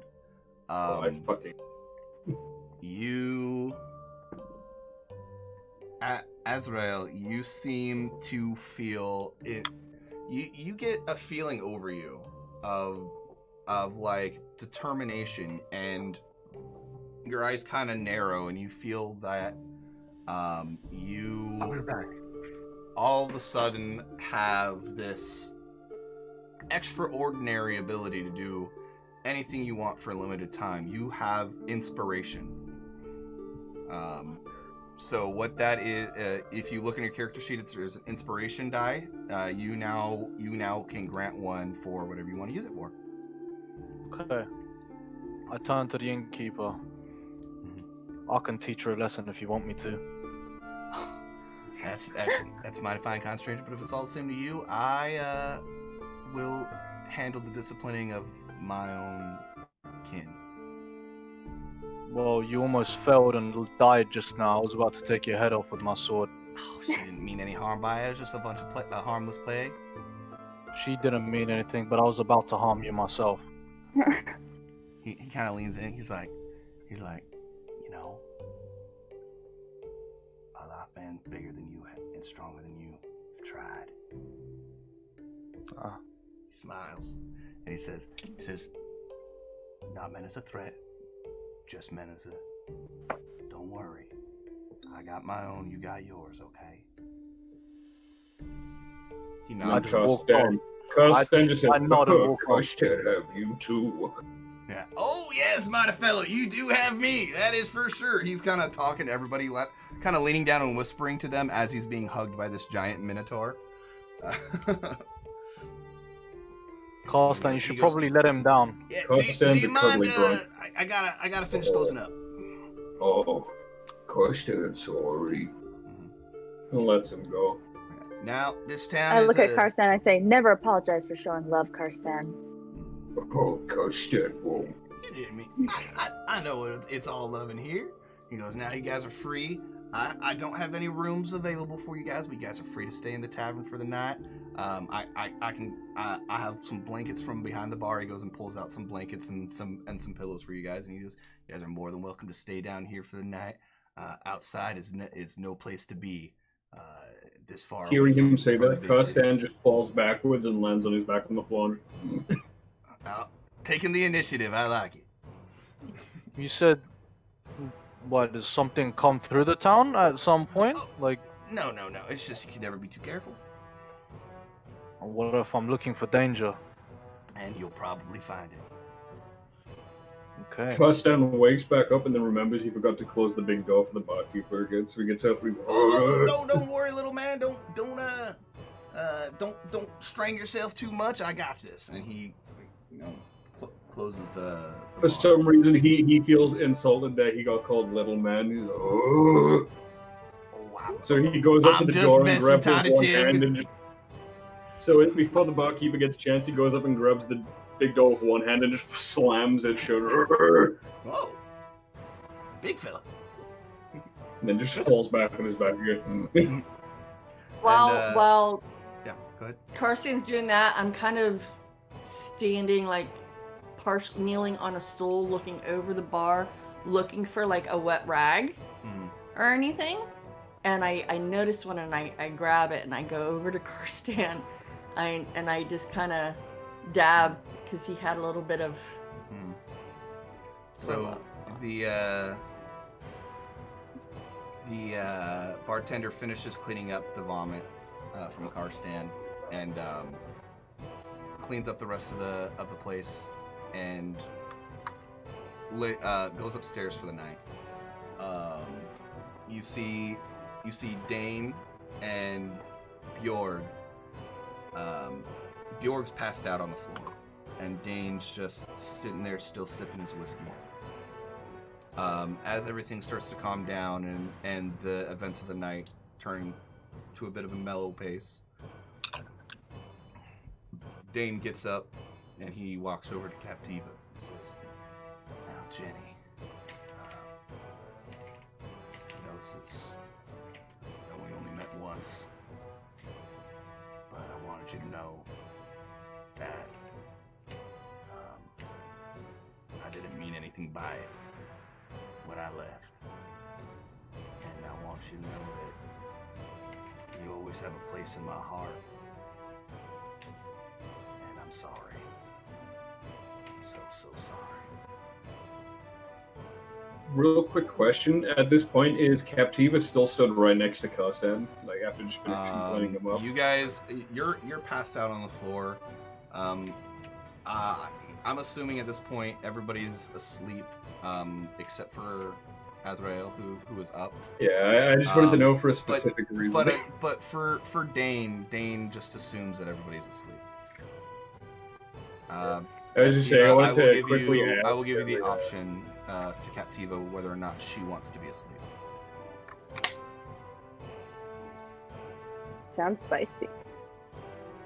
I'm gonna be keeping watch anyway, since I don't need to sleep. The globe And is a then lie. Oh, thank you for the follow. Globe is a lie. Dino Deuce, thank you for gifting a tier 1 sub to Carly J. Appreciate it, my guy. Yes, you know. Let's go. The man, the myth, the legend himself.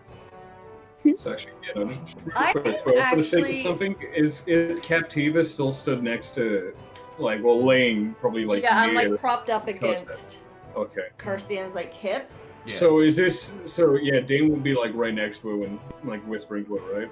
So, Captiva, are you awake? I'm actually kind of slumped over. Mhm. I am awake, Mhm. but I pretend that I'm sleeping. Okay.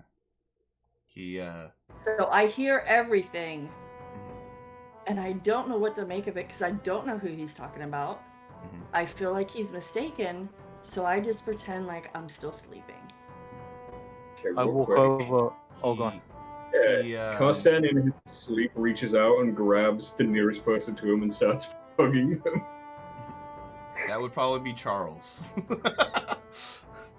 Wait, what he about just me? reaches out and You- finds whoever's like stood nearest to him and just you grabs him. guys and at this point have drinking so much that you guys have passed out on the floor.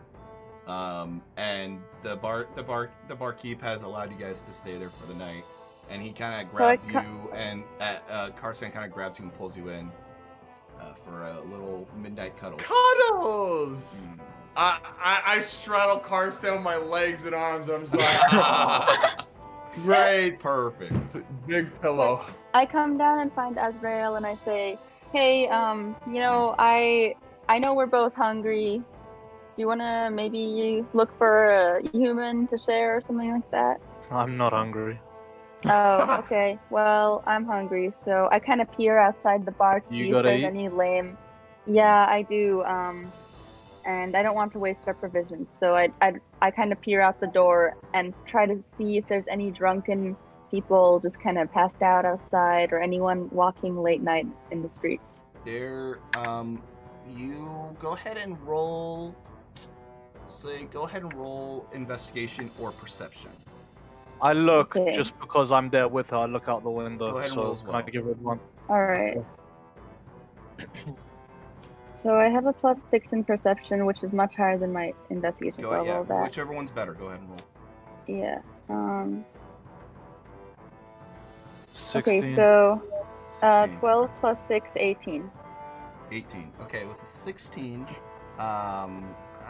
yeah, you notice this town, although it's way better off than Pashrat is, it's still pretty mellow.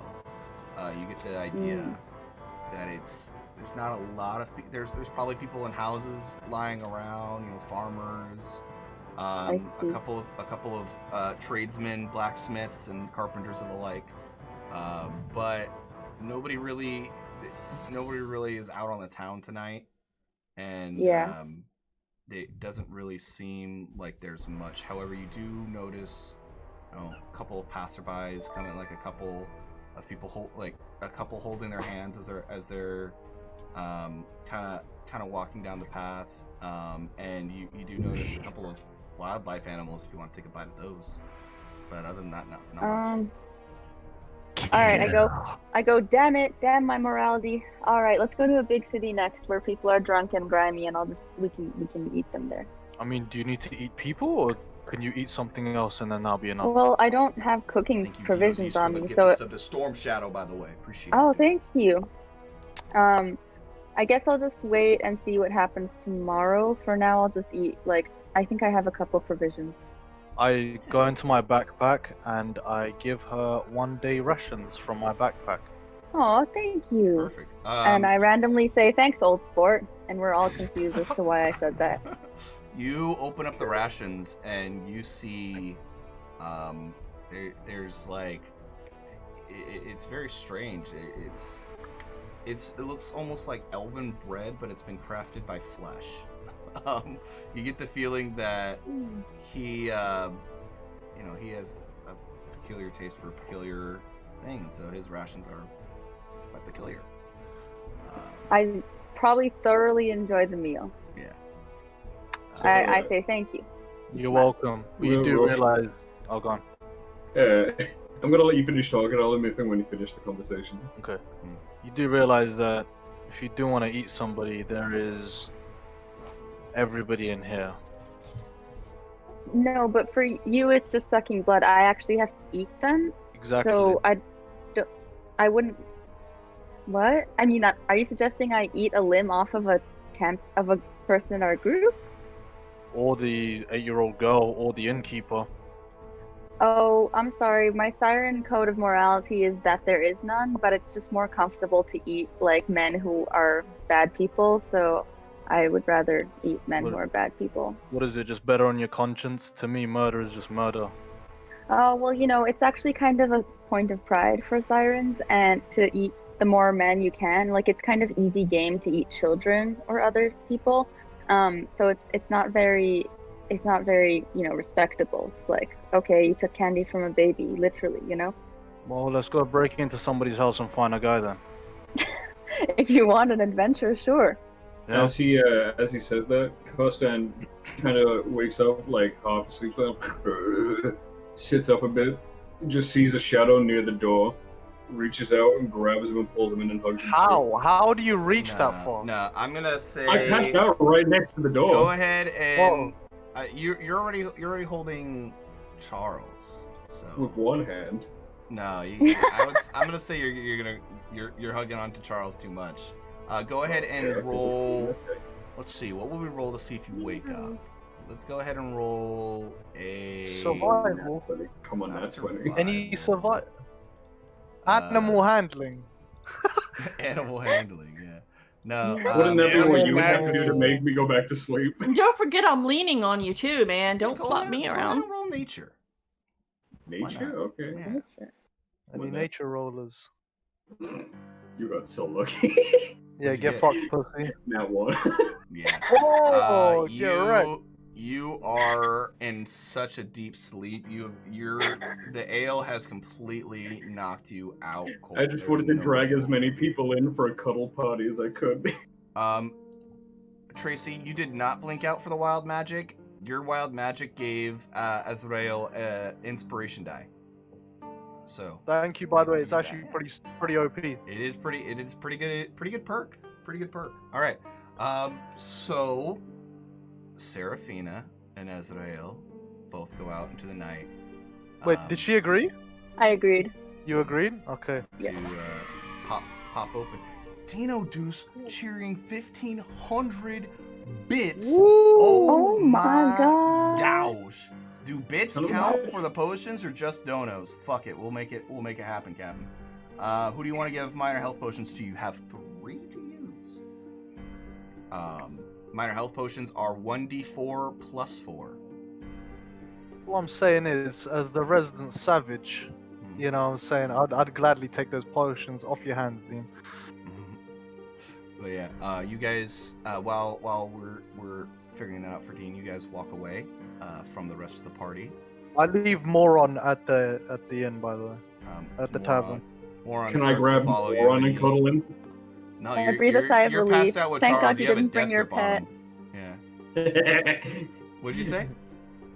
I breathe a sigh of relief and I say, thank God your pet isn't coming along. Like, nothing against him, but he's kind of slow and I don't think we can baby anyone. I think that's a good decision. As He's you not a tell pet. Moron to stay, Moron goes, I put my hand on his head and just rub his head. It's alright, mate. I'll be back. Settle with them.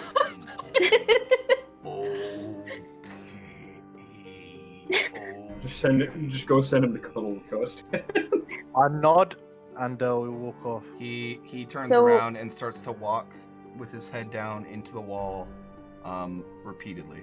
Doesn't understand that there's a wall there. I'm okay with that. You guys walk along. What are you guys looking for exactly?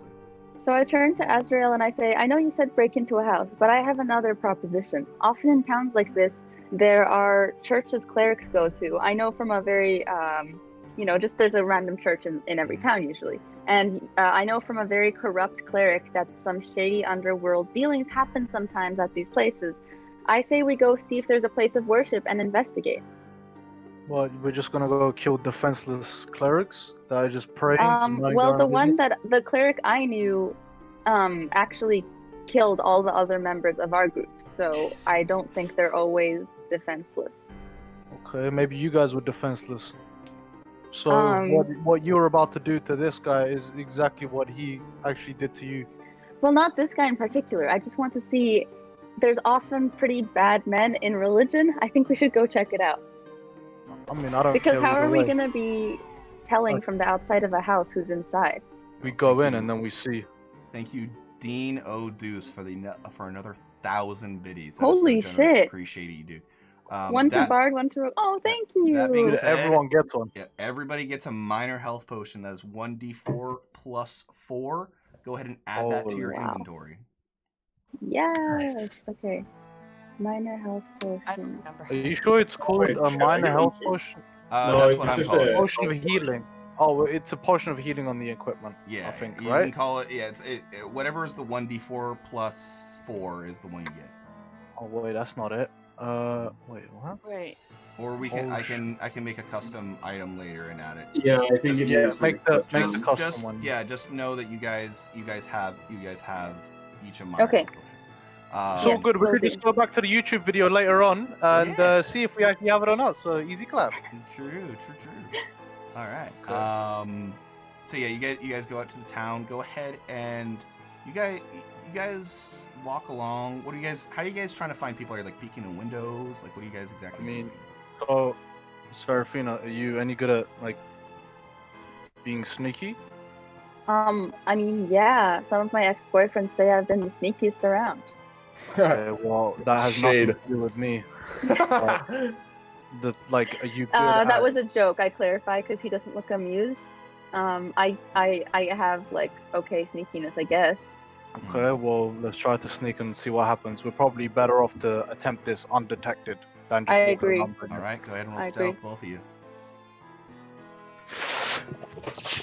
All right, I rolled Nat a 20 Plus what? I rolled a- I'm curious. plus 9. 29 Oh my total. god. Alright, what'd Oh you get? my god. Serafina, what did you You get? too much. I got it 11 plus 5, so 16. 16. Yeah, you guys both stealth. Serafina's actually finding it quite hard to understand where Ezreal is. Every time she looks, it just feels like a wisp of shadow, barely disappearing behind her peripheral vision. He is doing such a good job of stealthing that his ally can hardly tell where she is. You kind of have a sense of where he is surrounding you, but he is so stealthy that you realize that you are way outclassed in this field compared to him. So but I you are whispered to decently stealthy as Ezreal. well. I whispered to him, "Hey, you're really stealthy. I actually can't see you, so I think it would be best if we stuck together. But since I can't see you, it's kind of up to you to make that happen. Just letting you know ahead of time so you don't expect me to be able to keep track of your whereabouts. I mean, why does it matter if you can see me or not? Because I don't know which direction you're going." Follow me. Do better. Alright. Boy. And you then don't- I tone down the stealth. Can I do that? Can I tone Yeah, down the you stealth? can make it so she can see you. You're aware Okay, of yeah. how stealthy you are. So like, if you want her He's like, to, I'm really fucking stealthy. you're so stealthy at this point. You kind of look around, and you see her eye. You like can see where her eyes are at, and you're kind of like you're like kind of leaning into where her peripherals are, so she can see you a little better. Yeah. Okay. Well. I appreciate that. Not a problem. First off, we need to find a smaller building because smaller building usually equates to less people. Less people means less problems. How about we look for anything suspicious in the town and then kill the people associated with it? So you just want to see if anybody's doing some bad things and then kill them instead of. Well, just... I like to get gossip and tea before I eat my main course because I'm Turkish. Or fuck no, that's not part of my character. Sorry. Meta. Okay, Metagame. because in my Oh. town you drink tea before you eat food, so I think we should try and get some tea in the form of shady, scandalous secrets of the town. Okay. Isn't well, that kind of your main forte anyway? well, I don't really care. I'm just here to kill, honestly. But you know what? It seems though you have some pretty good ideas about yourself and about what There's to probably do. Give me nothing the way. here. It's kind of a quiet town, but it's still worth checking out. I don't Lead- know. Maybe we should. Lead the way. I'll help you out. I'm looking for some fun anyway. Both All of you right, sounds good. guys Go ahead and roll. I'm gonna say this is investigation. Okay. I only have a +3 in this one. 15 So... total. Oh shit! I only have a +3, but I rolled a 19, so 22. Oh, nice. Okay, yeah. You guys spend the greater part of the night walking around town and kind of peeking it. You guys kind of peek in windows, peek in doorways. For the most part, everybody's asleep. They're just tired from the night. As the night goes on, however, you notice that the farmers are waking up a little bit, a lot earlier than most, and they are starting to come into their own as you guys are stealthing around. You peek into one house, and you see a farmer kind of get up and kind of relax. All right. Well, time to poison all that farming stuff so nobody can live in this town. Big giant evil plan here. And I look over at Seraphine. I'm like, well, we found your guy. As he's like doing his morning, he's almost doing a yoga stretching routine, and he goes, "Oh man, I hope I can kick a baby along the way. Oh, that feels so good." He's just talking to himself. You can tell that he probably has never had a girlfriend in his life. I turn to Seraphine. Intel manifestations right now. I turn to Seraphine. I'm like, I kind of want to see him kick a baby. I turn over to him and I go, shh. Right. And I like try not to laugh because of how comically evil this guy is. Oh my god. So, how do you want to approach this? He at this point goes over to his mirror, grabs a scepter and a black cape, and he goes, no, that's stupid. No.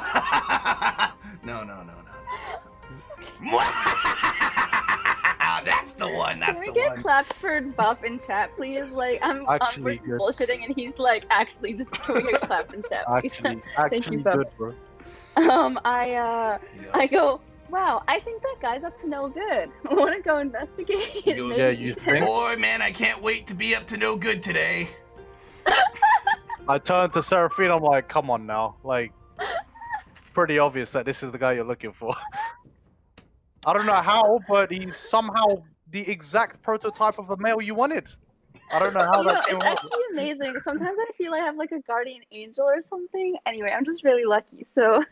Alright, well, enough bullshit. How are we gonna kill this fucker? What do you find most fun? I'm down with anything as long as I get to eat him before his, I don't mind if he's dead, but before all parts of him stop beating, I want the blood to be still kind of bursting out a little bit. Okay, but as you guys are discussing this, he says, man, I totally took advantage of that girl last night, and I also committed adultery, even though I'm not married. I don't know how I did it, but it was amazing. Alright, I think we should kill this man in the most brutal way possible. It'll be fun. What do you want to do? There's fun, and then there's what makes sense. You could go knock on the door whilst I climb through the window, you seduce him, get him to the bedroom, and then we stab the fuck out of him. Super seducer, Poggies. As as you long guys are as I saying get this, to- he goes over to his bookshelf, grabs a book. The book is titled How to Be as Evil as Humanly Possible, and he sits down and he starts reading it. He pulls out some Ayn Rand and some Hitler books. He's like, good reading. Fire! Real I could good use reading." fire to burn the entire town down. Oh, that's so genius. Oh my god. Why didn't I think no, of that? man. Oh man, are So there any I dams think nearby? that's I a could good break a plan. dam and flood the city. Oh, and then burn it on I fire. think that's a good plan, Azrael, as long as you let me kiss him once so that I get some extra, like, rejuvenation from that. Whatever you want, I'm just here to kill him. Alright, sounds good. Let's do it. So, Okay. I guess I walk over and I wait till Azrael's positioned and gives me the thumbs up to knock on the door. I don't give a thumbs up and I'm just waiting. Alright, I notice he's waiting and I feel awkward, so I proceed with knocking the door. You knock on the front door. He goes, oh, takes off his cape, puts his scepter away, puts his book away. Oh, all right. Are you a tax collector? No, far from it. I am. Opens the door. Hello. Hi. Welcome to. You guys want to do some evil stuff? I just kind of like stare at him and smile and don't answer while like walking in so that he feels kind of intimidated and feels the need to fill the silence. I go through the window at this moment. Like, I try to get through the window as He quiet as opens up possible. a drawer, takes out a bag, pours it out on his wrist, and you see it's some white powder. Oh! It wakes me up in the morning. Oh. So I should give go, this to you like kids. being evil too? I should sell I this have to never kids. found- I should sell this to kids.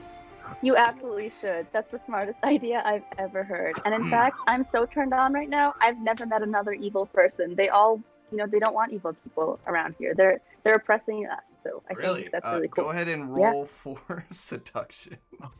How am I getting through the window? Go ahead and I'm gonna say that would be performance. I would say. Where are you? Okay. What are you doing? Well, Ezreal? luckily I have a +10 in performance. So. Perfect. Holy shit. Yeah, you're really good at seducing. Thank you guys for the follows. What are you doing, Ezreal? I quietly opened the window and tried to slip through with my somewhat slender physique and insane stealth capabilities. Yeah. You go ahead and do that. You are inside the house, no issue. What did you roll for seduction? 18 + 10, 28. Bruh, this guy's about to wow. He looks at you and suddenly goes, "You are one of the most evilest bitches I have ever seen in my entire life." Oh my god! And he I know. He's like, I sacrifice my blood daily to an evil deity in order to become more evil. In fact, I've sacrificed my firstborn child to him already. Oh wow. Yeah. You were my truly secondborn worthy. as well. I didn't even need to. I just did it. Wow. You're truly the hottest man I've ever met. Want to kiss me? Oh my gosh, I would love nothing more. And all right. He goes, my queen. He goes in for the kiss. What are you doing, Ezreal? Oh wait, can I use Drain and Kiss on him first before Azrael kills him? I mean, we're gonna you guys can do a combo strike if you want. What is Azrael doing? Okay. As you're doing that? I take out my scimitar and short sword, and because I'm stealthed, big boy damage, I hit him. Yeah, I want to go downwards. It's like through his shoulders, like an X marks the spot kind of thing. Yeah, exactly. Just because this is the first time I'm using this on stream, I'm going to quickly explain it because it's like a mainstay of my stuff. It's one of my actions. So, Draining Kiss is I think it's like a custom spell that Buff made or something. I don't remember how it happened, but basically it's like the siren version of a melee attack, where it's like your lips become a weapon that sucks the life force out of your opponent. Your hit the target takes 1d4 necrotic damage, and if it's charmed by me, it automatically fails the saving throw. And yeah, so it's just stuff like that. I just wanted to quickly. Okay. Cool. The target's hit point maximum is reduced by half the amount of damage taken, rounded down, and you gain that number of hit points.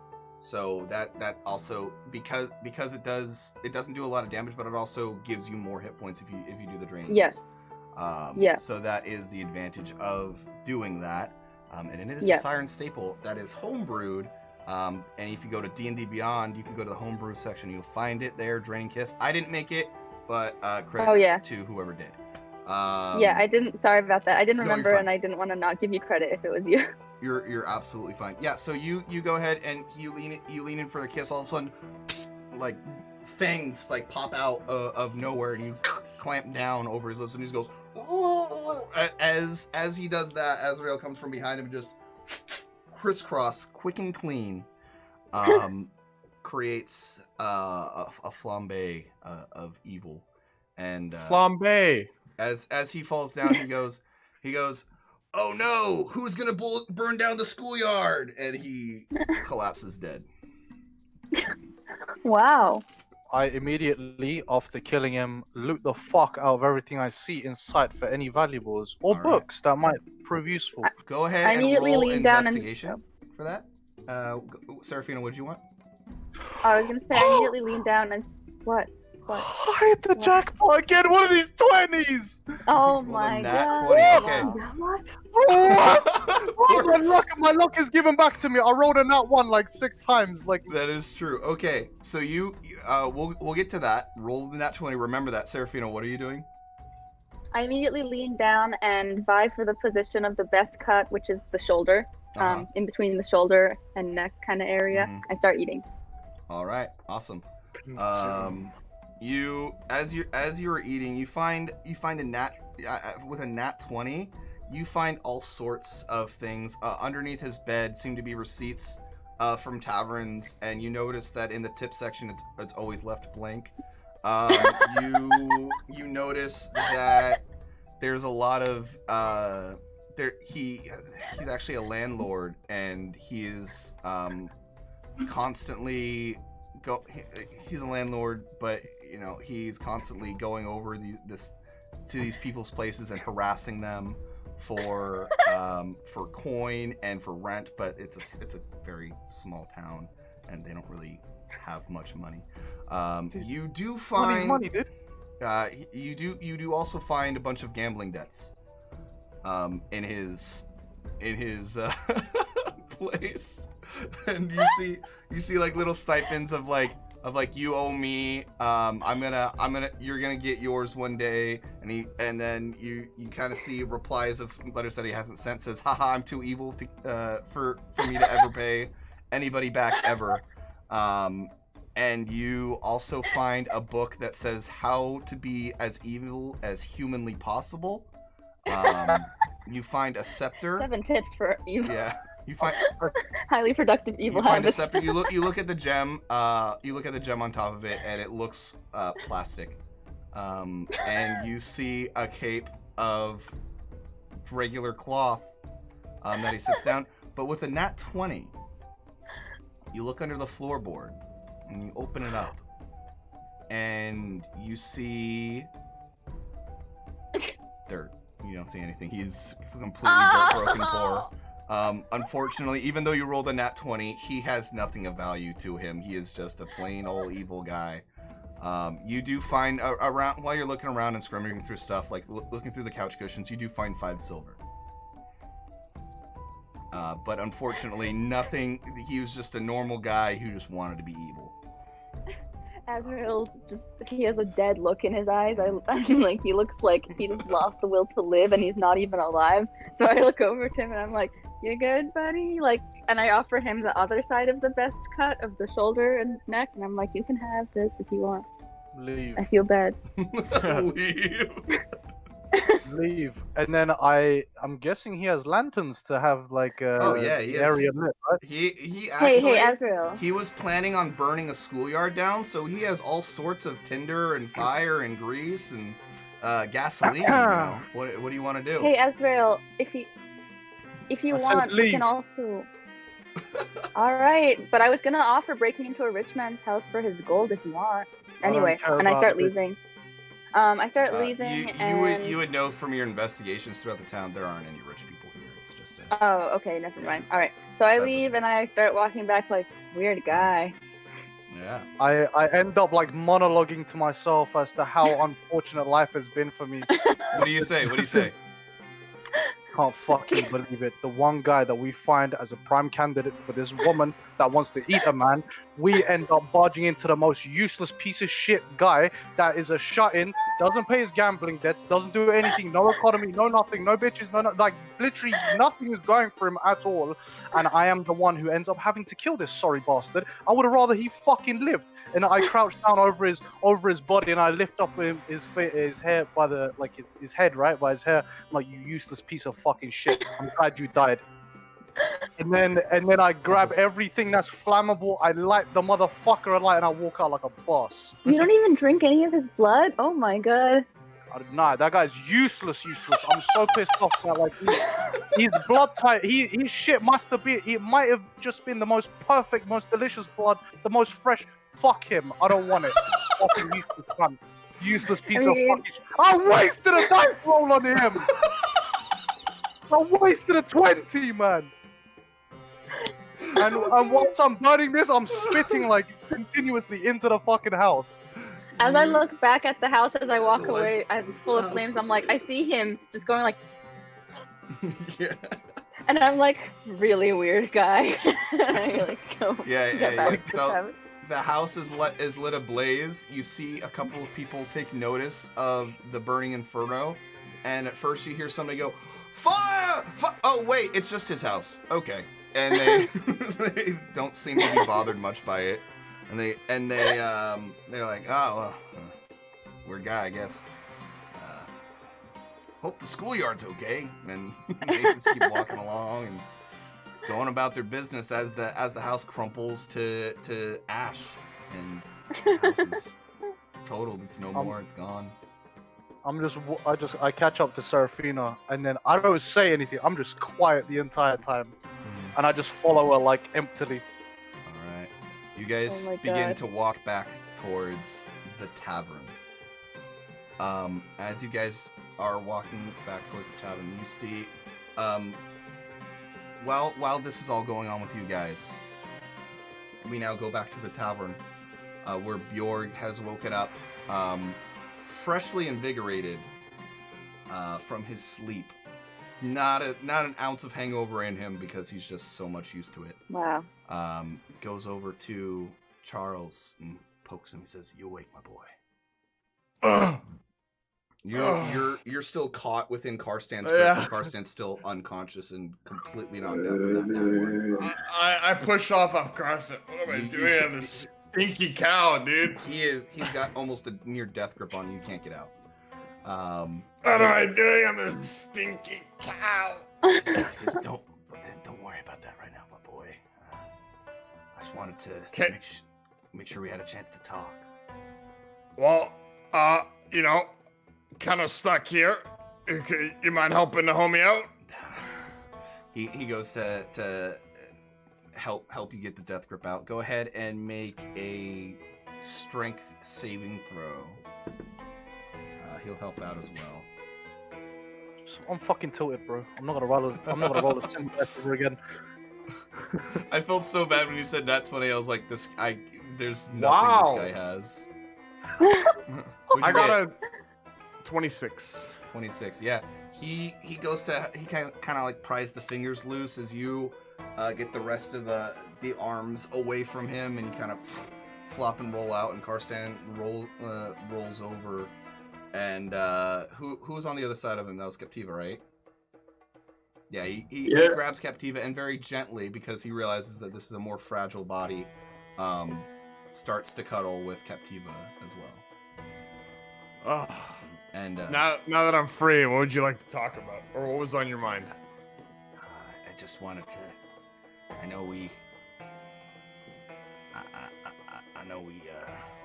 Spit it out, dude. We didn't leave on the best of terms. Or, well, you didn't.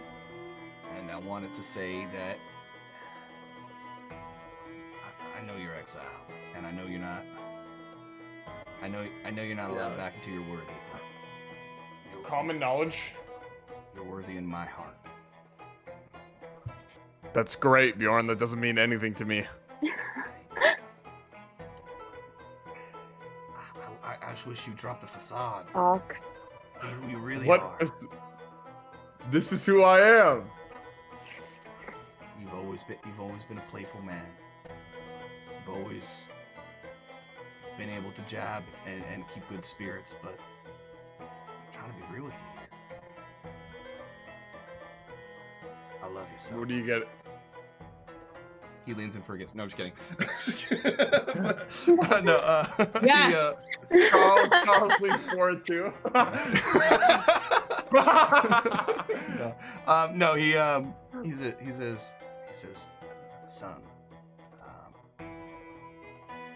you by all rights deserve to be the ruler, not my son. I left a year after you did. Well, a month after you did. To come find you. But by the time I went to go look, you were already gone, and well, I've been regretting it ever since, and maybe that's part of the reason why I feel deserve of this unluckiness that keeps falling upon me. But I want to let you know that you are, you always have a place in my heart, and I do care for you. Bjorn, I'm so confused. I don't know why you're telling me this all now. Like, why did you wait so long to find me and tell me? Like, I don't get it. There's something not adding up here. You're missing something.